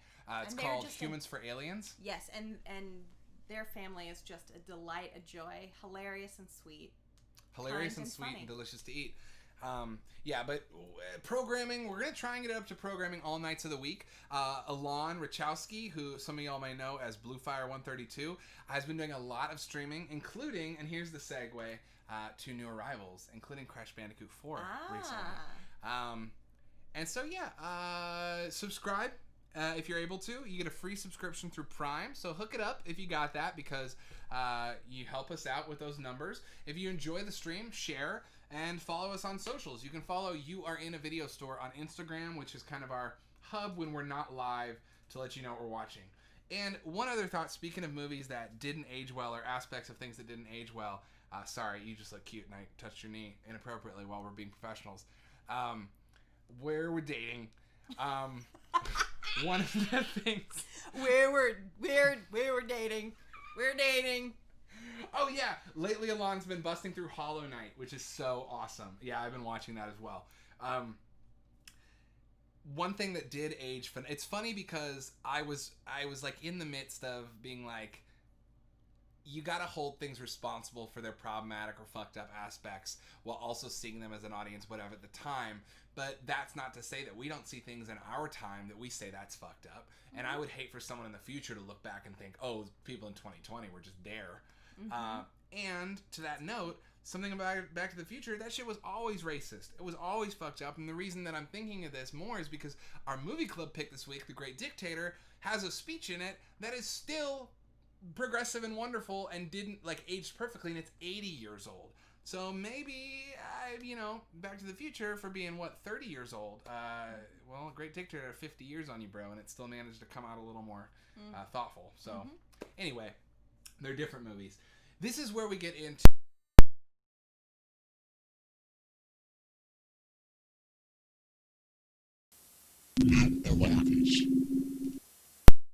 the rivals. All right. New ones. Okay, so this is what we got in the mail this week. We got some weird stuff. We got one really cool thing, and let me clear a little space. I'm gonna get these discs out of the way. We hold on to that one. Yes. Actually, that's a new arrival. Oh. Great Dictator, which was our movie club pick. We picked that up for the stream. Excuse me. Sorry for the burp on the stream. Let me grab these. Okay. Space is being cleared. Space is being cleared. Everybody back up. Watch out now. Okay. Hey, watch out. Okay, so we actually got like a good little stack here. But this is it's kind of more of a haul than we normally do. Oh, yeah. But the reason for that is because there's a few sales going on right now. So went a little harder than usual. Oh. First of all, I don't know if you know that the video... lost my shoe. Oh, I'm sorry. It's okay. I don't know if you knew this video store also rents classic video games. But we do.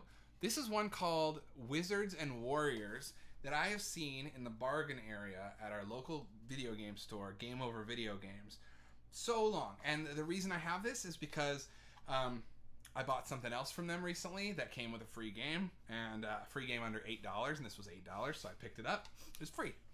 What? What are you laughing at? Sorry, I'm just laughing at Holden Wooks. Oh, yeah. Fraudulent. The use of the word fraudulent is very good. Well, here's Wizards and Warriors. It's got some typical 80s heavy metal style hunky dude with a sword art on it. Okay, and then shout out to Half Price Books, where we found a few fun VHS for $1 each this week.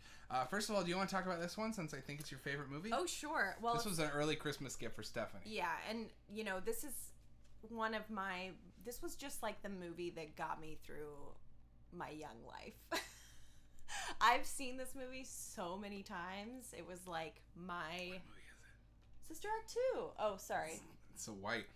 Sister Act 2, Back in the Habit. Yeah, so Adam picked this up.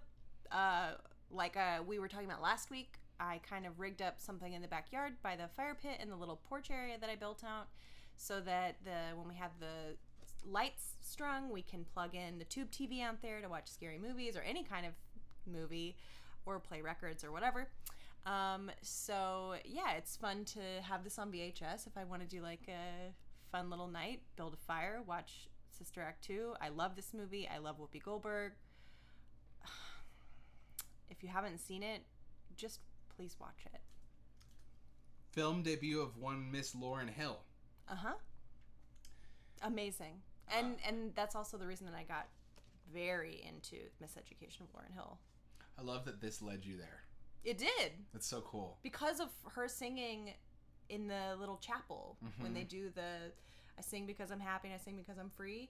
I'm like, what is this voice? This voice. Oh my gosh. There's not even a picture of her on here. I know. It's so crazy.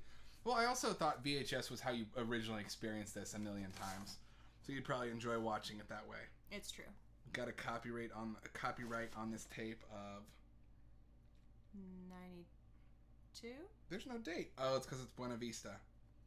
Hot tip, y'all. Buena Vista. Oh, no, it's not. Yes, it is Buena Vista. Buena Vista as a distributor is another name for Disney. And Disney does not like to put dates on their shit because they feel that it makes them less timeless. Right. I also do want to say, just acknowledge that Pathos said such a different movie than the first Sister Act.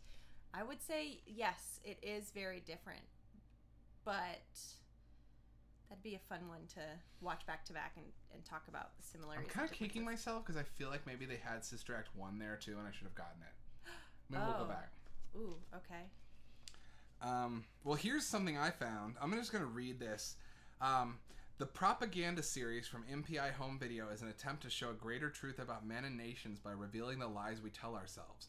The films in this series were usually meant for only the eyes and ears of its author's converts. For you to understand and see through these films, you must recognize the context. This film is a product not of the China of today, but of Red China's Cultural Revolutionary era, a period when the most radical and histrionic thinking strove to turn China's immense population into martyrs for Chairman Mao's ideals. This film, whose original title translates to The Great Advancements of Mao Zedong's Thinking, was captured by American intelligence in the mid-60s, who provide the simultaneous translation on the soundtrack. It must have scared the hell out of them, for the film shows Chinese soldiers engaged in strenuous training for post-nuclear attack. The great lie of this film, from the Chinese leaders to their own people, is that the radioactive fallout from a nuclear blast will not kill them. In the film's most haunting scene, we see a Chinese cavalry charge into the Gobi Desert in the aftermath of an above-ground nuclear explosion. Both rider and horse are wearing gas masks. A harrowing look at the unbending will of fanaticism. I had to buy this. I just read the whole thing. Wow. I love archival shit. This kind of scares me, but I had to. It's Mao's Little Red Video. And if you know of Mao's Little Red Book, it was a thing that a lot of Godard put it in a lot of his movies. Mao's particular blend of communism was very popular in like the beat scene and the hip kids of the 60s, and the Little Red Book was something people carried around. The Beatles had one. The Little Red Video is that too. Mao's been popular online lately. I don't know if people know he's responsible for millions and millions of deaths, but I'm fascinated to watch this. I love a good historical archive, especially. I didn't even read this whole thing. This is a stolen film that was captured by the CIA and includes original CIA translation. That's fascinating. That's wild. So anyway, this is why you have to have a VCR, because you never know what kind of weird archival shit. There's not going to be a DVD of this. I feel like this is also a really fun callback to what we were discussing last week, which is the backs, the descriptions on the backs. It even like is relevant to this type of movie, this era, where it's just like, here, I'm going to tell you exactly what everything that's going to happen in this movie is right now, including the end. It's on the back, just so you know. I'm going to tell you the whole thing. It's a paragraph, maybe 3. It's long, tiny font. Okay, what else did we get? New arrivals. Let's blaze through these. Already mentioned it. This is loose. Are you loose in here? Oh, I see what happened. Well, oops. I did the old disc meringue. Our American experimental disc is in here. That's how you know I was watching both Experimental Shorts and The Cell this week. The Cell, this is really, really cheap. I bought it new. It's like $8. I bought this very impulsively late at night because I want to write about, again, the 90s through the 2000s tech. Hey, if you liked this movie as much as I did, personally, I was a huge fan of this. This is the only movie I've watched twice in quarantine. I really loved Birds of Prey. I thought that it captured this, like, Switchblade Sisters, pop 60s, 70s, girl gang vibe super well. I thought it captured the spirit of the 70s much better than, let's say, its ex-boyfriend's movie did. And I think that it has a lot more, I think it's a lot more earnest. And there's a part in it where the little girl doesn't know who Joker is, and Harley's really surprised, and it's this really fun meta moment. Made me laugh very hard, where the Harley's like, you don't know the Joker, just Crown Prince of Crime, and the little girl just says, sounds like a dick. And I laughed so hard because I was like, this is one of the most iconic characters, but if you just describe him to a woman, She's gonna be like, yeah, he sounds like an abusive piece of shit. And he is. Yeah, this movie's really, really fun. It took me a while to sit down and watch it, which was your second or third time watching It was my second. I'll probably rewatch this. Yeah. The reason I bought it is because we went to Target to pick up some outside stuff. Mask up, y'all. We're gonna be locking down soon again. Double mask in Target. Social distance. Stay out of my aisle, bruh. Hand hygiene. But anyway, if you do happen to go to a Target, Birds of Prey Blu-ray came down from $25. It's really hard for me to justify buying a movie for $25 unless it's like going out of print or something. It's $6 right now. I think it's a pre-Black Friday. I think they're anticipating they're not going to have a lot of people out for Black Friday, so some discs are dropped. I saw it for $6. I had to get it. I really like this movie. Yeah. I really recommend it. It's a fun one. Actually, I might make that my staff pick this week. Ooh, I think that's a fun staff pick. It might be. Cool. And then, the Arrow sale is going on. We've talked about Arrow before. They put out beautiful boutique Blu-rays. They are a UK company. They're probably the reason I'm going to end up getting a region-free Blu-ray player. But this week I picked up a few. This is actually a British Blu-ray, but it is region-free, so it plays in America. Maniac Cop. I was a huge fan of Uncle Sam. I've never seen Maniac Cop. Also written by Larry Cohen and directed by William Lustig. Same team behind Uncle Sam. This is beforehand. It's about a killer mutant cop. And I have a slight suspicion it's going to be a critique on the police. Dead or Alive trilogy, Takeshi Miike. Some of those bonkers out there gangster movies ever made. If you want to watch a movie about the Yakuza, where the ending of the first movie is literally two guys in a field fighting, and one of them pulls out a bazooka. Stephanie, I want to tell you how this movie ends, because it's all over the map. And there's 3 movies, and they're about an eternal duel between 2 guys. Takeshi Miike, who did Audition, 13 Assassins, and a million other things. I will say the reason I watched this is because a friend told me how it ends, and it didn't spoil anything, so I'm going to tell y'all. This movie is about 2 guys going at it.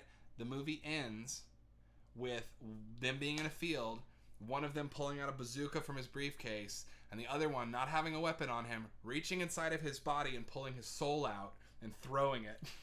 It's so fucking fun. What? Yeah, and they're insane. They're insane. And then Blood Rage, which I'm going to watch this week. This is one of the very few Thanksgiving horror movies.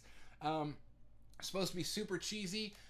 Directed by, special effects done by the person who did the special effects for T2, Judgment Day. So that's going to be really fun. And I want to watch this with you too. Yeah, we can watch that like on Thanksgiving. Yeah. And then Crash Bandicoot 4. Hey, we don't normally have like new stuff on the stream, or new games, that is. But I'm a huge Crash Bandicoot fan.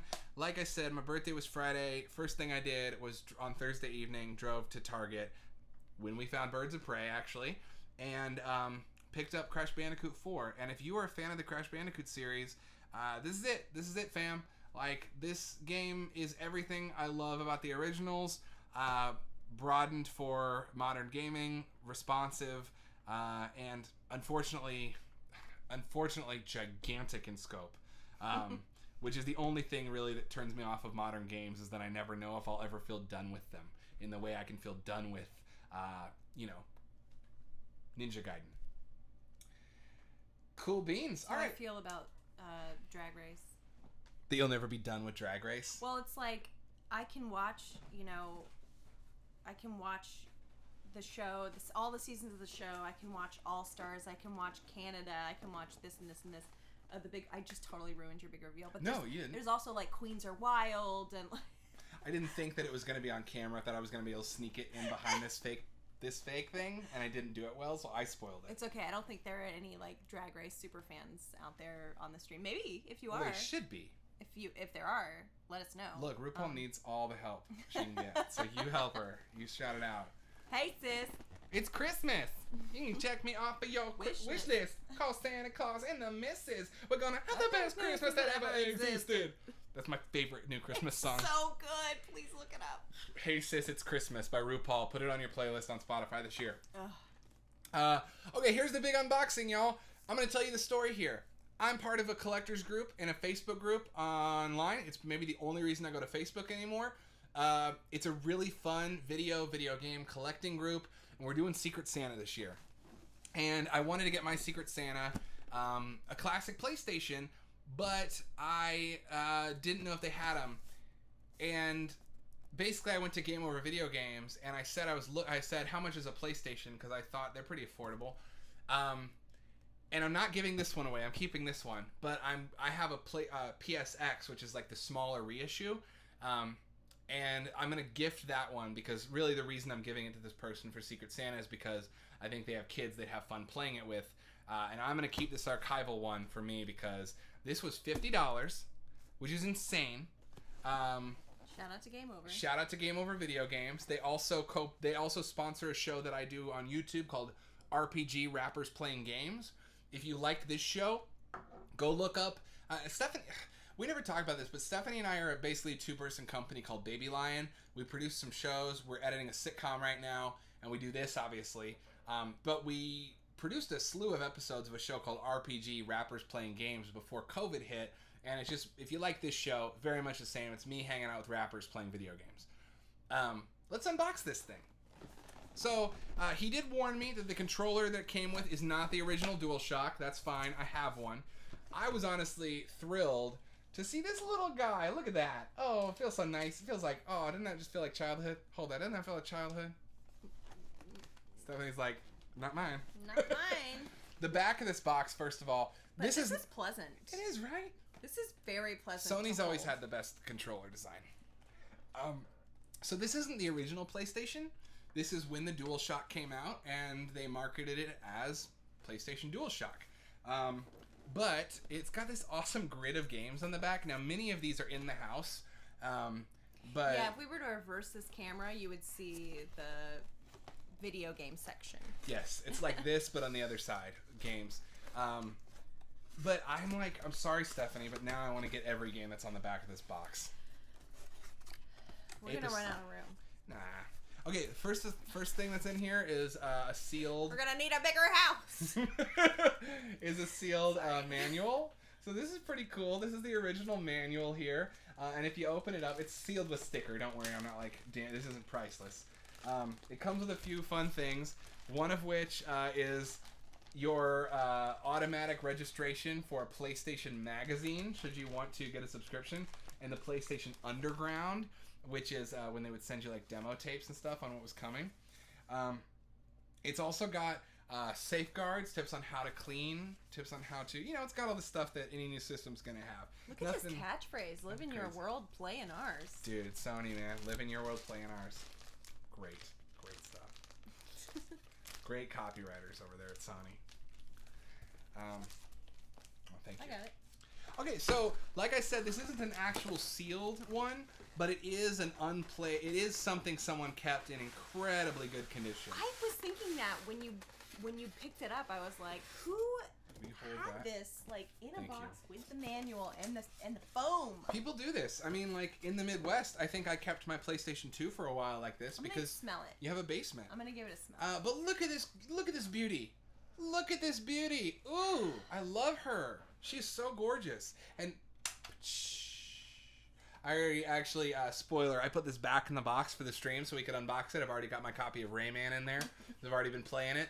Smells good, by the way. Oh my god. Like, this makes me so happy, y'all. Quick autobiographical story. I had a PlayStation because Holden Wook's parents had bought him a PlayStation. A few years before I think before I met you. Oh, we're getting some lack of control sticks. Yes, Parappa the Rapper is right over there. One of my favorite games of all time. When Holden Wook says, remember when his dad came home with it and the only game they had was Battle Arena Toshinden, plus ESPN Sports Game, but just the demo disc. So I played the X Games game with you, Will. That was the one you showed me. Was like Battle Arena Toshinden and the X Games game. Will and I, Holden Wook and I, lived across the street from each other as kids. We were best friends. And God bless, his parents had gotten him a PlayStation. So by the time I met him, my parents were like, I guess we'll get Adam a PlayStation. Flash forward to PS2 coming out. We weren't thinking about preserving anything. And you got like $80 back on your, you got like some chunk of change off of your PS2 if you traded in the PS1 at the game store. So my parents insisted that we trade in our PS1, and so I did. And then I didn't have a PS1 or PS1 games for years. Then when I got into college in a Sam Goody, by then the PS3's out. The PS1 feels like retro and lame at that point, because you know how things that are retro are like, it's got to be a certain amount of time before they become cool retro instead of just obsolete tech. So it wasn't to cool retro yet. And they had a $30 PS1. Now this one, just a PlayStation. The PS1 is a smaller model, about this big, that is pretty much just big enough to fit a disc, and it's not this big old brick with all the crazy crap going on it. I'm gonna do that. I gotta use the. Will you bring the PS1 in here when you come back? Yeah. Thank you. Okay, I'm gonna go ahead and put this back in the box for now. But basically, my story is that I found that at Sam Goody for $25 when I was in college, and I bought it and I played PlayStation games. But this is the first time in. Oh, here's something really cool that I found in here at the bottom. Stickers for your memory card. Still in here. New stickers for your memory card. So here's the one that I bought in college that I've been playing for years. Thank you, Stephanie. This is the PS1. See how much smaller, functional? This is the one I'm going to gift because the guy I'm gifting it to has kids and he's really into skate stuff. So I'm going to get him a copy of Tony Hawk and this so he can play with his kids. I don't think he's buying a PlayStation to collect the original hardware. So I'm keeping this one for myself. And I don't feel bad about that. Anyway, my point is that I haven't seen one of these since I was 13. So when I saw this in the store and the guy said, "Here's it's $60, and if you take a picture with it, Game Over does this cool thing where they give you 10% off." And I had a little store credit from my last time there. I got it for $50. I opened it. When I saw this thing, I was just filled with joy because I haven't had a original big brick version of a PlayStation in the house. Yeah, for 21 years. Holdenwook saying, ooh, I would love to play D for PlayStation. Thank you, Pathos. Holdenwook, my scheme for Black Friday. Okay, so I don't know if this is ever, I don't even know if it's possible anymore. Let me slide this back in here real careful like. I don't even know if it's possible anymore to do this because the way that the market moves is so much different. Because the internet is just so much more ubiquitous now than it was then. But when PS3 came out, I had a little scheme. So here's what I did, is I begged my parents to front me the money to buy 2 PS3s. And I said, look, parents, if I fail in my quest, I will return them and I will give you your money back. And so they said, okay, there's no risk. Cool. Here's the money. Here's our credit card. You can go to Target with it and buy these PlayStations. So I go to Target. I waited for 36 hours in 10-degree, cold, rainy weather. Almost got frostbite on my toes. Actually, in the middle of the night, I cheated because I was there with a friend who I paid to be there.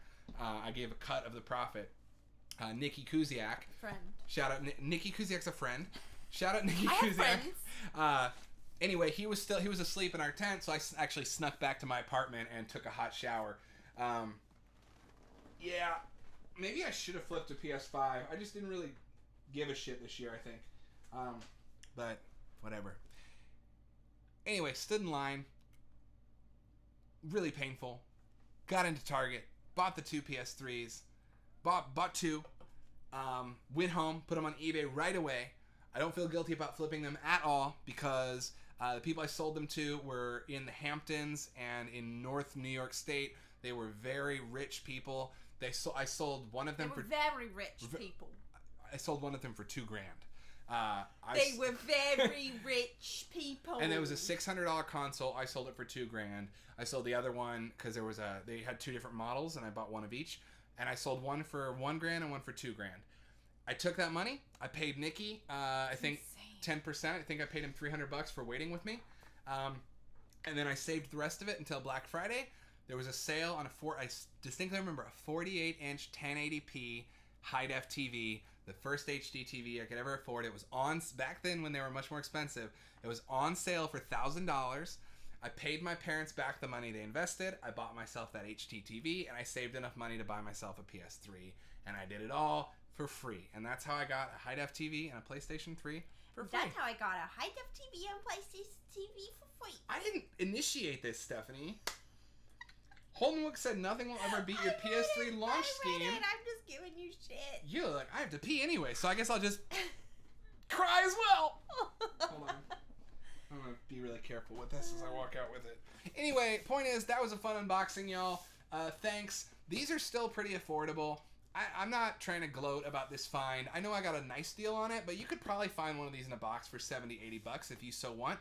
And I will tell you that opening it up really did spark joy. I love this one. I'm proud and happy that it's going to go to a good home. But, you know, this is cool as shit. It was a good birthday weekend find. And that is the new arrivals section. So another break, and then we'll get into movie club, I guess. That sounds great to me. Cool.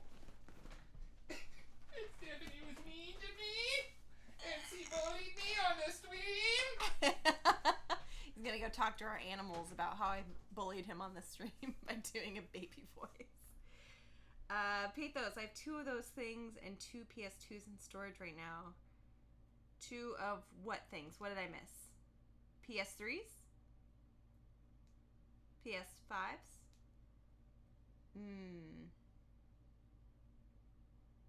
Interesting. So when I picked up, let's see. So when I picked up that controller and Adam was like, feels like childhood, and then I just sort of blankly stared and said, you know, he said, well, you know, my childhood. I've talked on the stream before about how I am I'm newer to the world of horror, much newer to the world of horror for many, many reasons. But just really started watching horror the last, I'd say 4 years of my life. You know, so 29, 30 is when I started watching horror, which is pretty late to really delve into the genre. But another thing that I will kind of credit to Adam more or less not getting me into, because I'm certainly not there, let's be clear. I did not grow up with video games. I did not grow up with video games at all of any kind, aside from the original Nintendo. I think my mom found one at a yard sale and found 4 or 5 games at a yard sale. And then maybe another few here and there at garage sales. Do you say garage sale, yard sale? What do y'all say? But anyways, so I had maybe max 10 games in a little plastic thing, and then just the original Nintendo. We had 2 controllers and the Duck Hunt orange gun, and that was it. So no other real experience playing any kind of video game or being in the world of video games. Clearly it has been a crash course of all the different types of controllers and see, I don't even know what to say. Portals.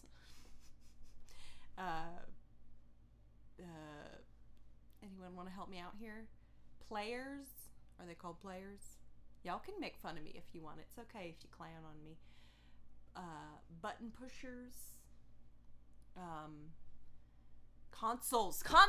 Oh! Right? That's what it is, right? Right.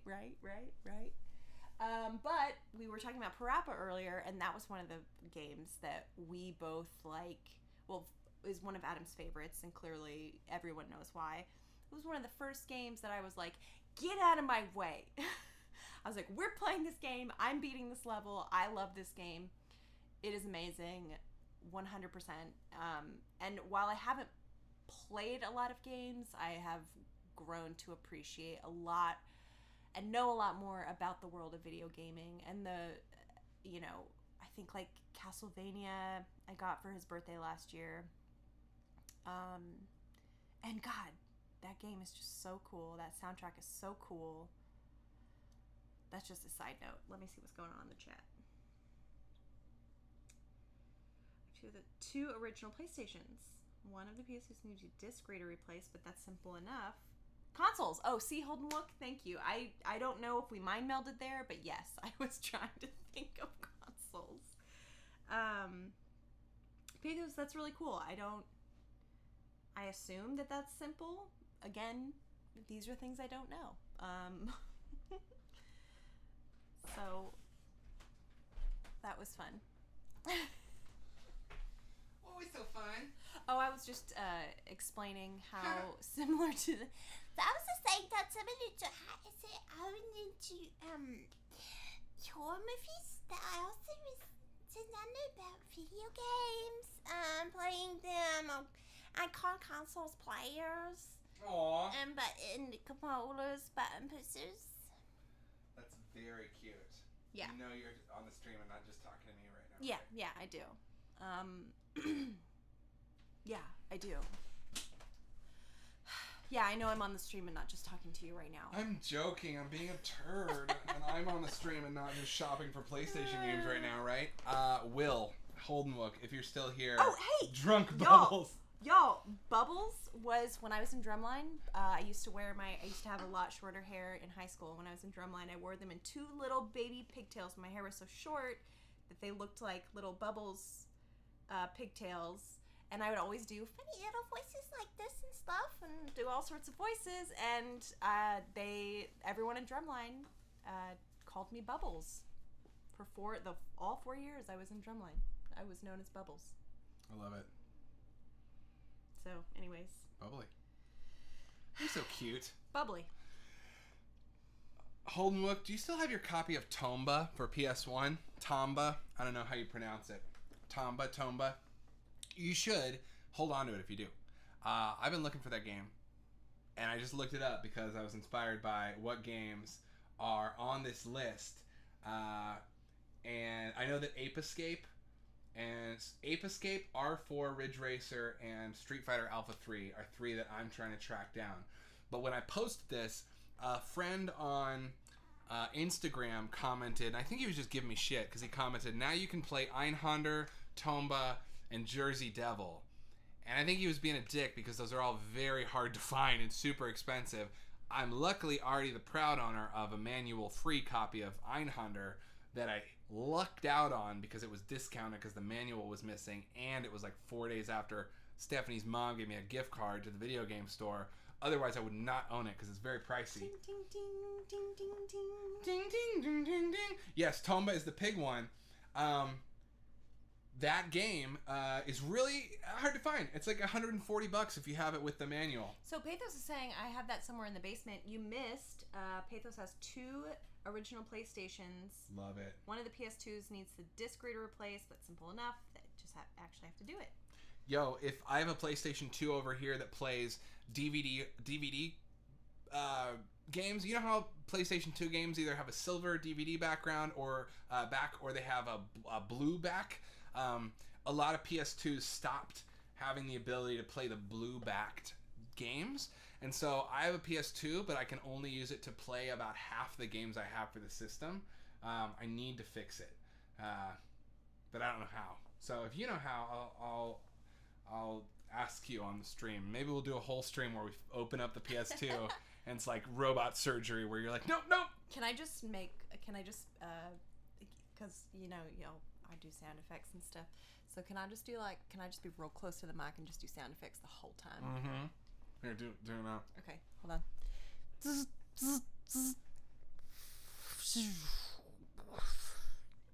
That was It's not what I was imagining, but it works.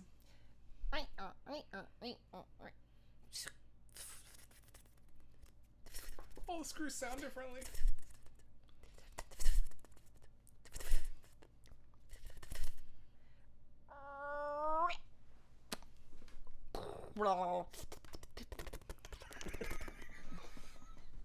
That was weird. What were we doing?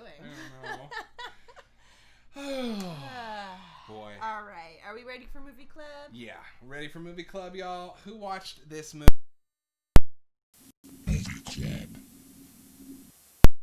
This movie. Who watched it? It's this one. Bing!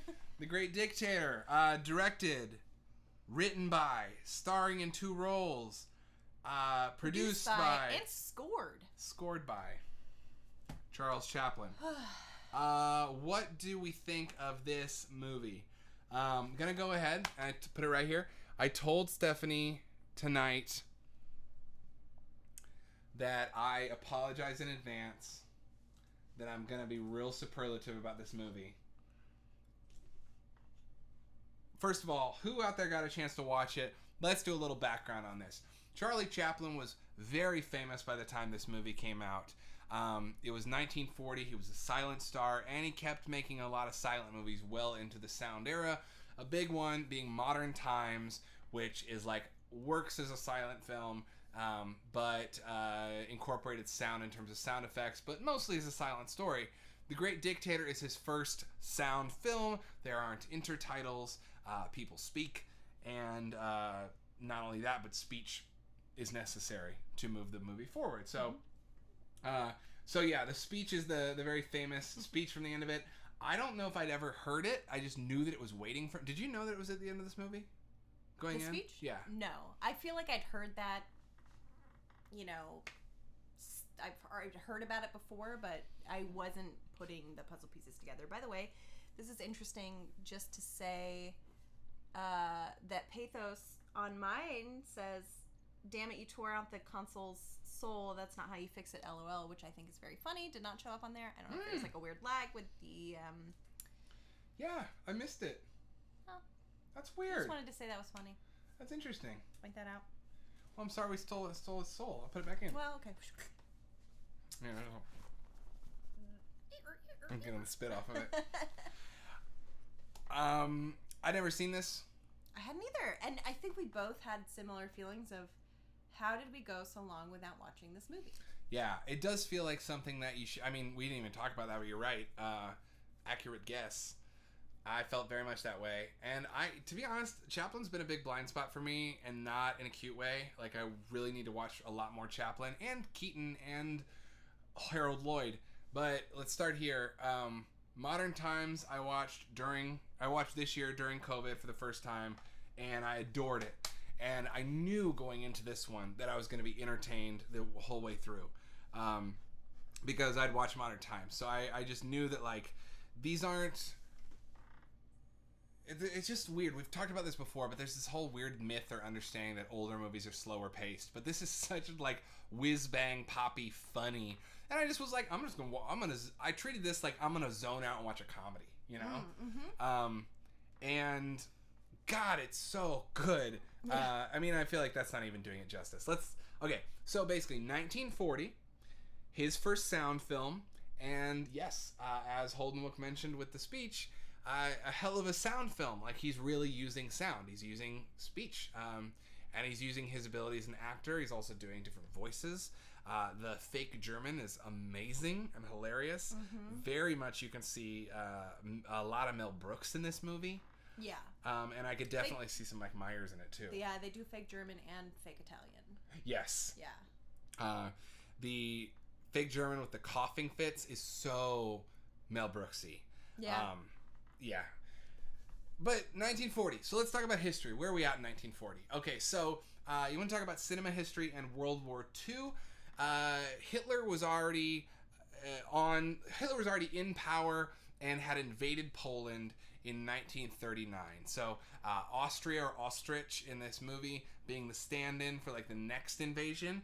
But am I wrong? Is it 1938? Anyway, if there's any history buffs out there, correct me. I think you're right. Okay. 38. So Hitler had already invaded. Yeah? Yeah, I forget. What's the first year? I'm going to look it up. 37, 38? No, I want to be right about this. 39. Okay. Oh. Yes. Okay, 39. Right. So, okay. Hitler's, the Nazi invasion of Poland is, like, I think what's marked as the official beginning of World War II in 1939, and the war ends in 1945. So, this is 1940. We have 5 of the 6 years of World War II left to go. Not only that, but this is a U.S. film. This is produced in the United States. What was the logo at the top of this? Who put this out? Oh, I'm not even sure. It's in the public domain now, so I might actually... Yeah, I don't know. I'm not sure, but it's an American-produced film. Okay. Or is it a British-produced? I feel like I'm all over the place right now. I should have looked that up. I know that Charlie Chaplin's British, but I feel like by now he was in Hollywood. American political satire. Okay, I'm just second-guessing myself too much. I was right about the year. I was right about the movie.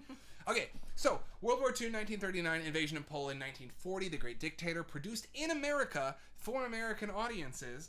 And then America didn't get into World War II until 1942. Why?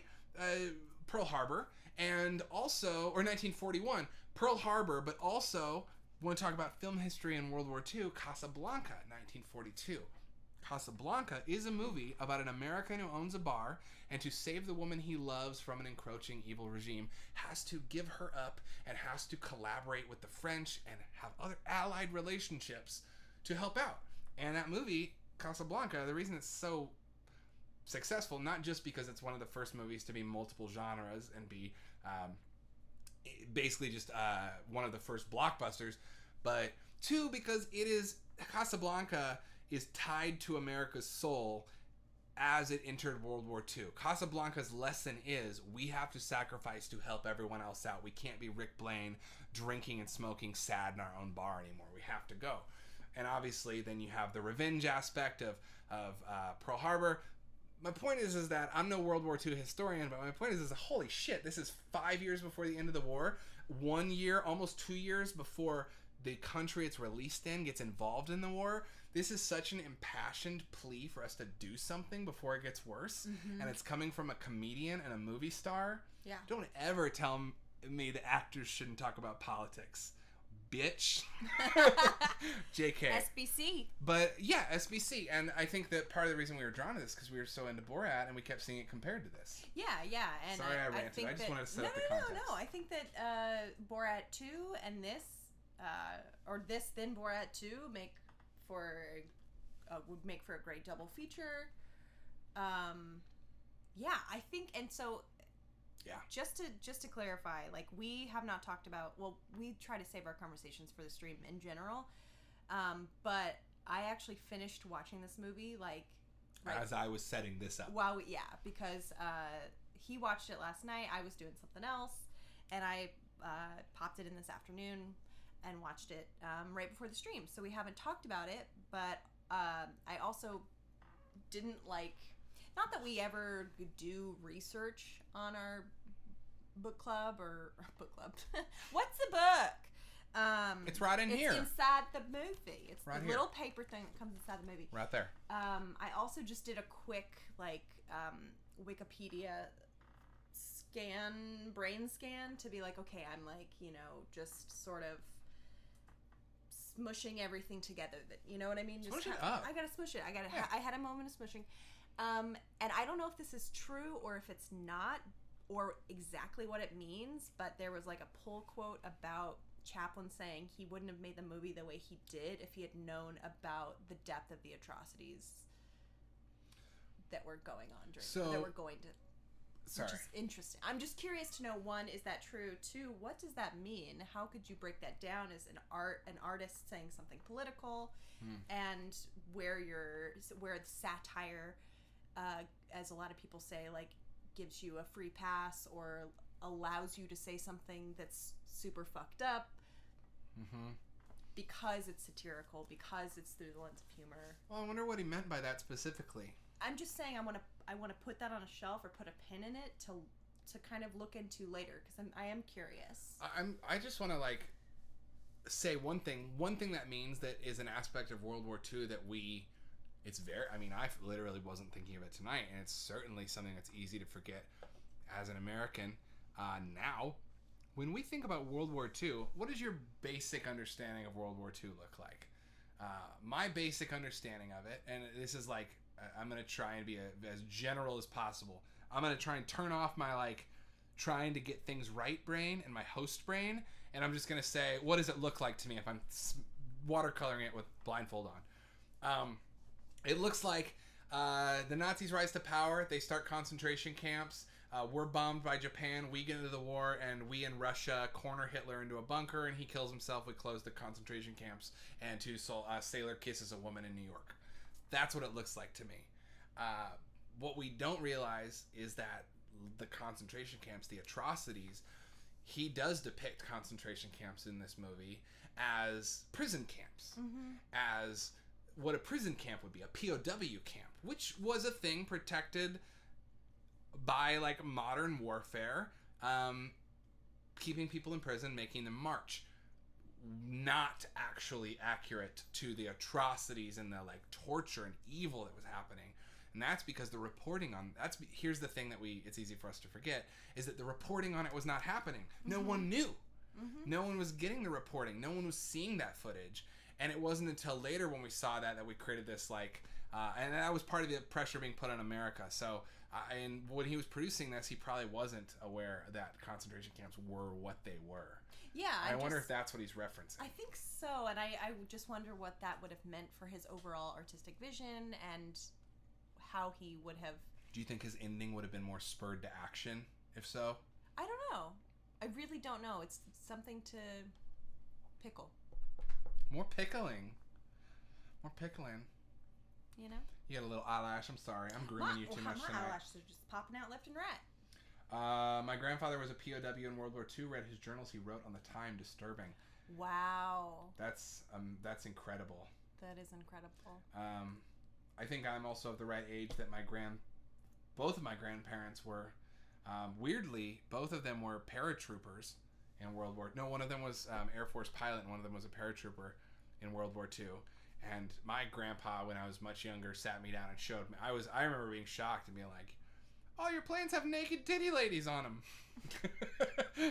Like, I remember being shocked that things used, like, that was one of my first exposures to, like, oh yeah, people have been people forever. They weren't all polite, dainty, old, you know, how you perceive the past when you're a kid. Anyway, it was one of my first things, but nothing like that. It was just Air Force stuff. Although I have often thought the irony, and this isn't a political talk show, but I have often thought the irony of that generation sacrificing everything to go defeat fascism, only to have their children profit off the economy that were created to such an extent that they start to endorse fascism in 2020 as they move into the being older. Anyway, baby boomers, man. We won't get into it on the show. I'm like, yeah. We could. Yeah, I just wonder if Talk about it. Talk about it. That was like the wrong key, but we're good. Okay. Talk about booming. Booming. I do wonder if like conservative baby boomers ever think like, oh, I'm endorsing the thing my dad gave up his 20s to defeat. Yeah. I wonder if that thought. I don't think it does. I don't think it does. Okay, let's move on. All right, The Great Dictator. The Great Dictator. 1940, 125 minutes, black and white. You're just reading the description from the back of the Criterion box. Which, hey, go check out our ASMR videos that Stephanie does on Baby Lion. Hey, and guess what? I should put up a little sign right here for it. But youtube.com/babylion. We got over 100 subscribers a few months ago, and we now have a custom URL. So Baby Lion, youtube.com/babylion. Guess what I'm going to be doing with episodes of this show starting tomorrow? Archiving all of them on that YouTube channel. So starting tomorrow, you'll be able to go back and watch. I mean, not that you can't already do that on Twitch, but hey, if you do it on YouTube, it helps our numbers in a different way.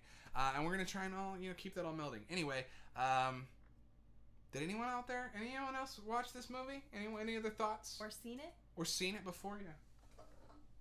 I want to talk about the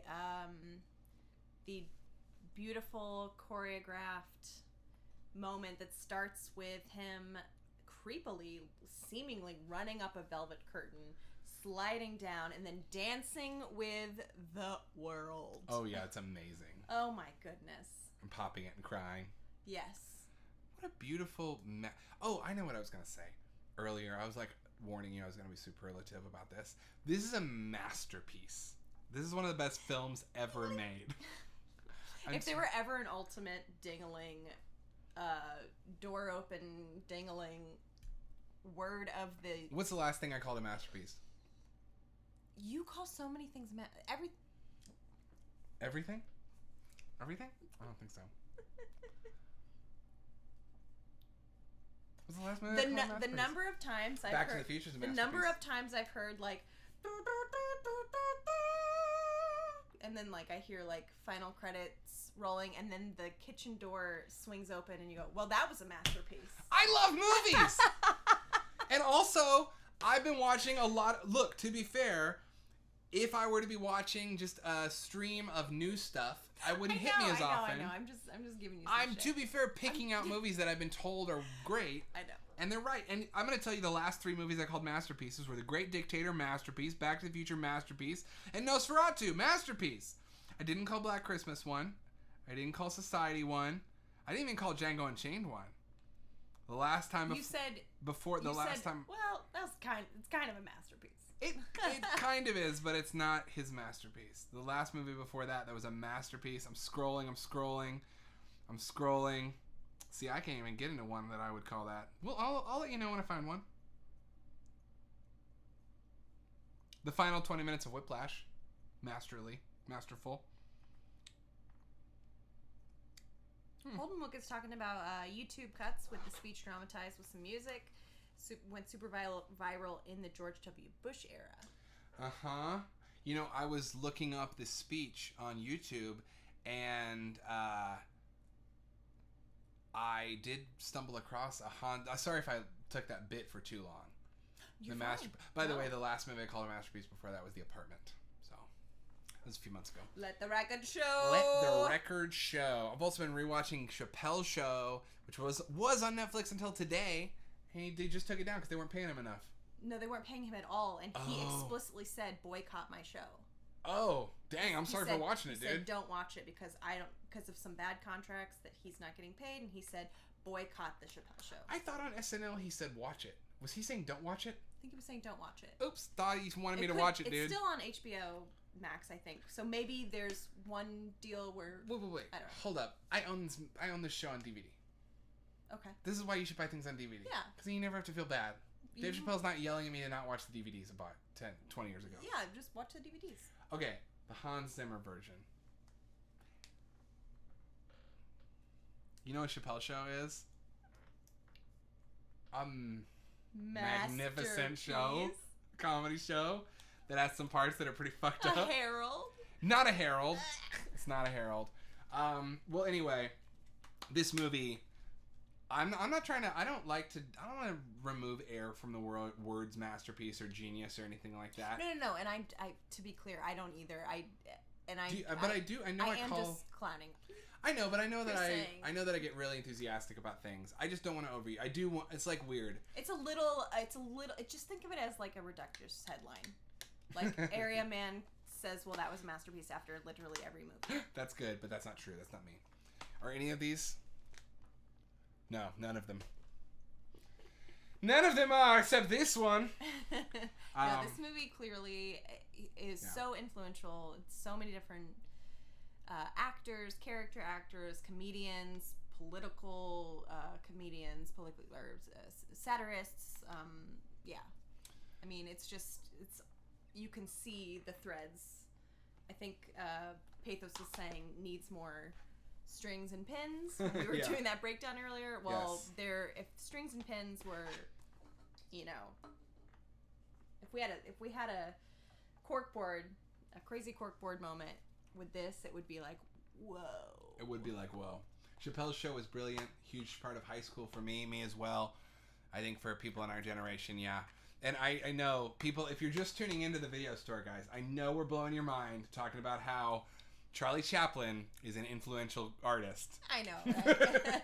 But I mean this... But we just saw this for the first time. We're really excited. And also this film in particular feels like, Oh, man. I mean, have you seen other Chaplin movies? Like I said, big blind spot for me. It's a blind spot for me as well, but I have worked with someone who is a big Chaplin fan. Shout out to Robert Moncrief. And so I've watched a fair share of at least partial Chaplin. Well, my point was not to put you on the spot or to be like, do you even know 8 songs that Lone Star Film Festival did? I'm not trying to do that. I'm not putting you on the spot because I'm also equally like, I don't know. We're both huge movie fans, and this is a big blind spot for me. I think I've only seen The Great Dictator in Modern Times from him. Mm-hmm. And I had the same feeling you're talking about where you're like, especially this movie's influential. Mm-hmm. That's how I felt about Modern Times, and I'm wondering if maybe it's just every Chaplin movie. Yes. Yeah, that's probably true. Let's get real. Oh, hey, look, Pathos is talking about your favorite show inside the Actors Studio. Oh, nice. I was obsessed with Inside the Actors Studio when I was growing up. My sister, for Christmas one year, got me Inside. I love James Lipton. I love that show. Rest in peace. R.I.P. That was a sad day for me. You know what we never talked about on the show because it's been so busy is Alex Trebek. I know. We miss Alex Trebek. We love you, Alex. We're a big Jeopardy household here. We are. We love Jeopardy. When it's late at night, when it's 2 a.m., we just finished a movie, but we don't want to, like, go to bed yet. Jeopardy, baby. Let's watch some Jeopardy. Stephanie's very patient with me as I guess along. Okay, I don't know why this Dunk on Adam episode. Okay, JK. Anyway, you're in a video store. We've been through all 3 segments. Mm-hmm. Are y'all excited about anything? Are there any trailers? I mean, movies aren't coming out anymore. Hold on. There was one thing I wanted to talk sorry, about. I didn't mean to jump Dictator. I'm curious if you noticed this, or if anyone has ever noticed this. Excuse me. There were so many. This is obviously like a very male-driven film, and like a very I forgot the one thing I wanted to say. Very about it. I'm a man. No, I'm a man. No, I'm a man. No, I'm a man. But there are so many with the food in this movie. Everything is phallic. Literally every food in this movie is either phallic or ball-shaped or white cream. I didn't even think about that. And there's so many moments where they're like white cream on the face, white paint on the face.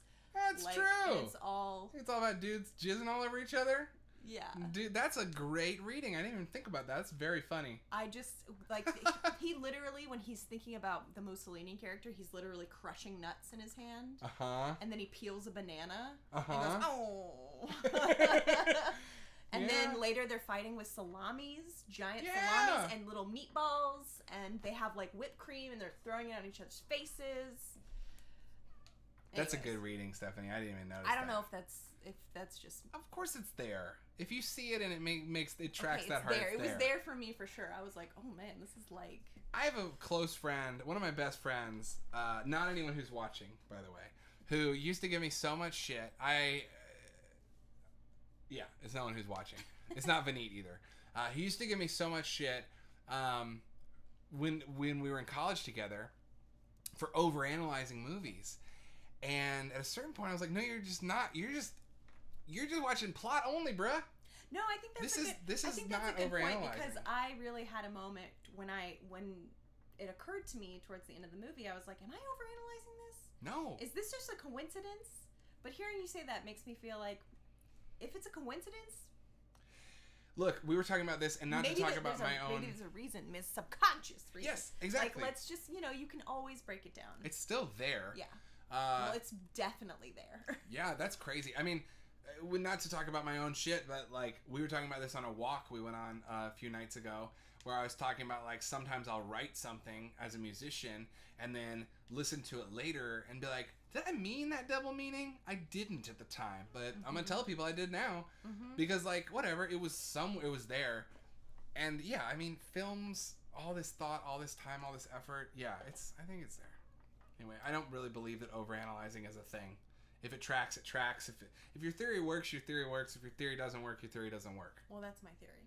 Great. I think it works. Intentional or not, I think that it's 100% present. I think it absolutely works.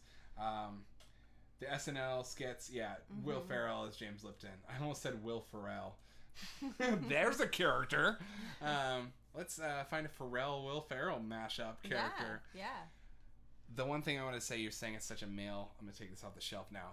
Such a male movie, but Claudette Goddard was so awesome in this movie. She's so hot in this movie. Yeah. So modern. Her dialogue. She was awesome. She was awesome. And she's so funny. I thought she was a really fantastic.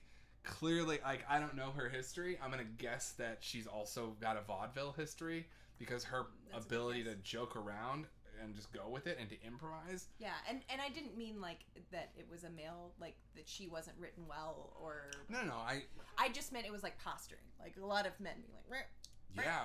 I didn't even think about the like fighting with giant dicks and cream and stuff. Yeah, literally. Fantastic. No, my salami. No, my salami. Whipped cream. No, my salami.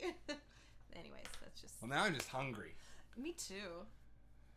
Okay. Well, I'm just trying to think moving forward for the show. Oh, let's do... Well, first of all, what do you want to do? What do y'all think about having a little, for December, like in October we did theme weeks. What if we added a little baby segment of like, I'm adding this to my Christmas wish list, and it can be real or imagined, like in an insane world where I had all the money I ever wanted, this would be on my wish list. Or you gotta describe that more. I'm so curious. Oh, I'm saying like we ask the chat. We can also bring stuff to the table of like, what is what is something that's really insanely expensive that you've always wanted, or that's really really hard to find. That in a perfect world, if Santa were to... Okay. When you said imagination, I was like... I meant like, it doesn't have to be something that feels actually attainable. Oh, I thought you meant I could wish for a unicorn. No. I mean a film. Like it's a physical copy of something, or a box set, or a VHS, like My Pet Monster. Oh, yeah. Something like that. Still watch that on eBay. Perfect working condition. Or it can be something of like, that's completely... unattainable. Like, I want the original reel of films. Like, y'all, can I tell you, speaking of that, someone in one of my video groups on Facebook was selling a original 1978 complete 35mm print of Halloween for $690 a few weeks ago, and I didn't have $700 with me at the time. See, that would be on your Christmas wish list. That's what I'm talking about. And if that's a lame idea, I just thought it might be a fun conversation starter. But if it's a lame idea for December, just... So what's the structure of that? We just talk about it every week, or are we... how is it a weekly thing? We just make it a segment? Yeah, we just make it a little baby segment, and it can be like... maybe we can just each bring one of each, or a couple of each, or if you don't have anything, that's fine too. Of like our Christmas wishes. And who knows, maybe we'll get lucky and someone who's watching will have a copy they don't mind parting with. That shit happens in VHS groups on Facebook all the time. I just think it'd be fun to like talk about stuff we'd really like, even if it's like a prop from a film. Like, what if in a perfect world for Christmas, Santa brought me this thing? That's a very... I'm with it. I just think it'd be fun. I love it. I'm gonna snap that. Fun, you know. I love that idea. Well, thank you. It's very cute for us, Stephanie. I love that. You know what? It's funny you say it's very cute. Adam mentioned that Christmas spirit looks cute on me. Look, I have always really enjoyed Christmas. I definitely dipped. I got a little grinchy. And I feel like the last few years, my heart has been growing, and this year I'm like, let's put up the tree right after Thanksgiving. Let's decorate the entire house. And it's like I'm clearly yearning for light, literally and, metaphorically, and for something What's changed change in up the our past few scenery. years that's made you more Christmassy? I'm trying to do the Boris Karloff Grinch smile. It's dating me. Yeah, but anyways, yes, I've been bitten by the Christmas bug, and I'm really, really, really, really, really excited to watch Christmas movies and decorate, put up the tree early. It's just who I am now. I love it. We're going to have an awesome Christmas month on the program, but for now, it's Thanksgiving week. I know. See, I'm jumping the gun. You're jumping the gun. Pathos already said that his perfect prop would be a custom-made R.J. McCready hat from The Thing. That's crazy. That's very cool. Wow. We started listening, and Holden Mook's been listening to Christmas music since October. Hey, can't blame you. Like you were saying, it's a year in which we all need a little more brightness. Yeah. We're going to have some fun Christmas stuff to show off, too, because you've been shopping for You want to maybe once we get into December, we can also start showing any like thrift store stuff you find of like classic decorations. Oh yeah. We should decorate the store too. We got to get some tinsel up in here. Yeah, we'll decorate. I think I'm ready to go Tinseltown now. I'm going to Tinseltown. That's a little movie pun for y'all. Holden Book says, "Yeah, I want all of the Neverending Story props. Original Orin, please. Steven Spielberg owns it." See, this is a fun thing to talk about. Spielberg does own that. Yeah, I think you're right. I think we maybe learned that together, or you told me years ago. Okay, so before we close out our streams, generally we go from 7 to 10. We've been doing pretty well in our structure, by the way, lately. Yeah, I think we're really getting like a nice. I feel like before we were either going a little short, or we'd be like 3.5 hours in. Yeah. We'd be like, have we talked about the movie club? Or yeah, this feels like we're hitting a good rhythm with, we're finding our pacing. Mm-hmm. Wolfgang Peterson gifted it to him for some reason. Interesting. Maybe because a movie like Neverending Story could never have been made if Spielberg hadn't changed the face of Hollywood. I'm going to rewatch this. I can't be doing a movie show that Will's watching, talking about Neverending Story without watching it again. The Blu-ray's right over there. I'm watching it. Okay. I might even fuck around and watch the VHS tape, even though it's not widescreen. Widescreen. Was there ever a widescreen version of it on tape? I don't think there was. Okay, I digress. It's Thanksgiving. Do we want to try and watch a Thanksgiving thing for Movie Club? Do we care? It's not going to be... Keep in mind, by the time we talk about it in a week, it's not going to be Thanksgiving. It might feel passé. I know that we're going to watch Blood Rage for fun. We can always just make that part of the top of the show. Yeah. I also tend to think of Thanksgiving weekend as a late... falling asleep. Oh, okay. Okay. I tend to think of Thanksgiving weekend... Maybe this is just the Midwestern kid in me. I'm curious to know what you think. Yeah. As a Texan girl. Texas girl. As a Midwestern boy, back when weather was normal, it would be snowy around Thanksgiving, and then that weekend, you kind of stay hunkered inside, and like to me, Thanksgiving weekend is a time of watching longer, maybe more epic, or like, I don't know, like mythical story. I don't know. I guess I'm trying to say like, it's a time for watching family-friendly epics like Star Wars or Lord of the Rings or The Godfather if you're, I don't know, hanging out on Sunday with your dad. Or Back to the Future even. Alice's Restaurant by Arlo Guthrie, songs 20 minutes long. Maybe we could do that and then watch Alice's Restaurant, the movie, as well. Oh, also, I'm going to have a fun little Christmas surprise for us for next week, Stephanie, because while I was on my last pee break, I ordered us a copy of Lammer Jammy. Oh, thank God. Jammer Lammy. Whew. I don't know what that means. Yeah, you do. It's the rhythm game Alon's been wanting to play. The guitar parappa. Oh, I am very excited about that. Yeah, I was like, downplaying that. You've been talking about it. That's fun. Cool. Well, what should we watch? I know that my staff pick this week is Birds of Prey. Staff pick is Birds of Prey. By the way, my staff pick last week was Female Prisoner Scorpion 701. Did anyone watch that? Did anyone watch Silent Night, Deadly Night? Those were our picks. I don't know. Doesn't really matter if you do. They're just movies we think are cool. You're gonna get down. You need to talk down a drunk pilot using the power of love. Man, we had such a... That just made me think of like my Huey Lewis when we were watching the.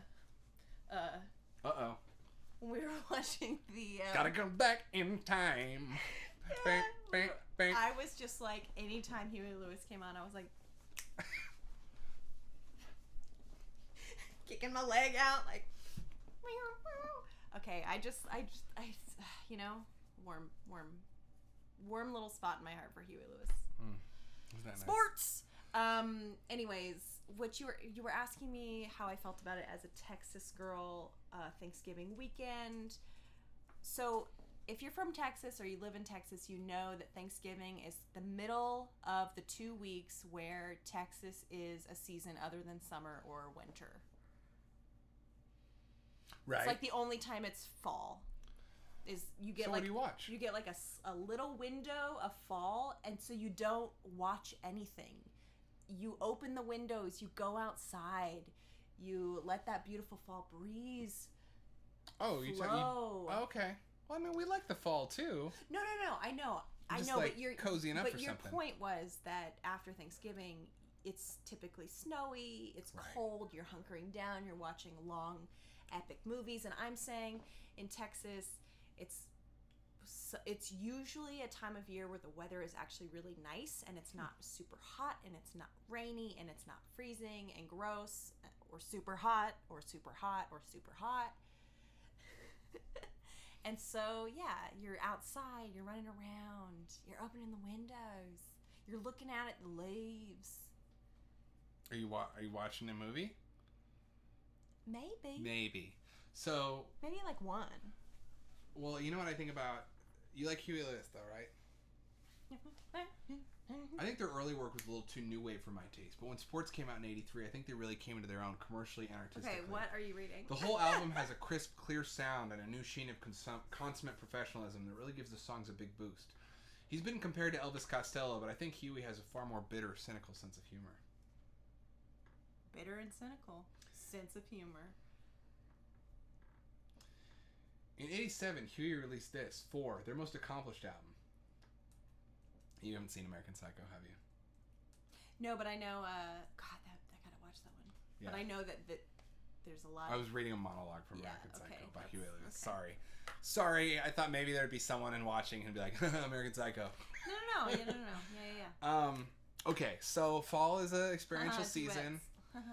But cozy, what does that mean? I have one friend who's insane and watches Nightmare Before Christmas on Thanksgiving because he thinks it's the halfway point between Halloween and Christmas, which I think is just you just like spiked the camera like bonkers.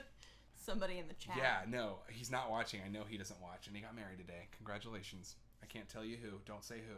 Seriously, I can't say who. He told me don't say anything about it on social media anywhere. But I know who you are, and it's weird that you watched that movie on Thanksgiving.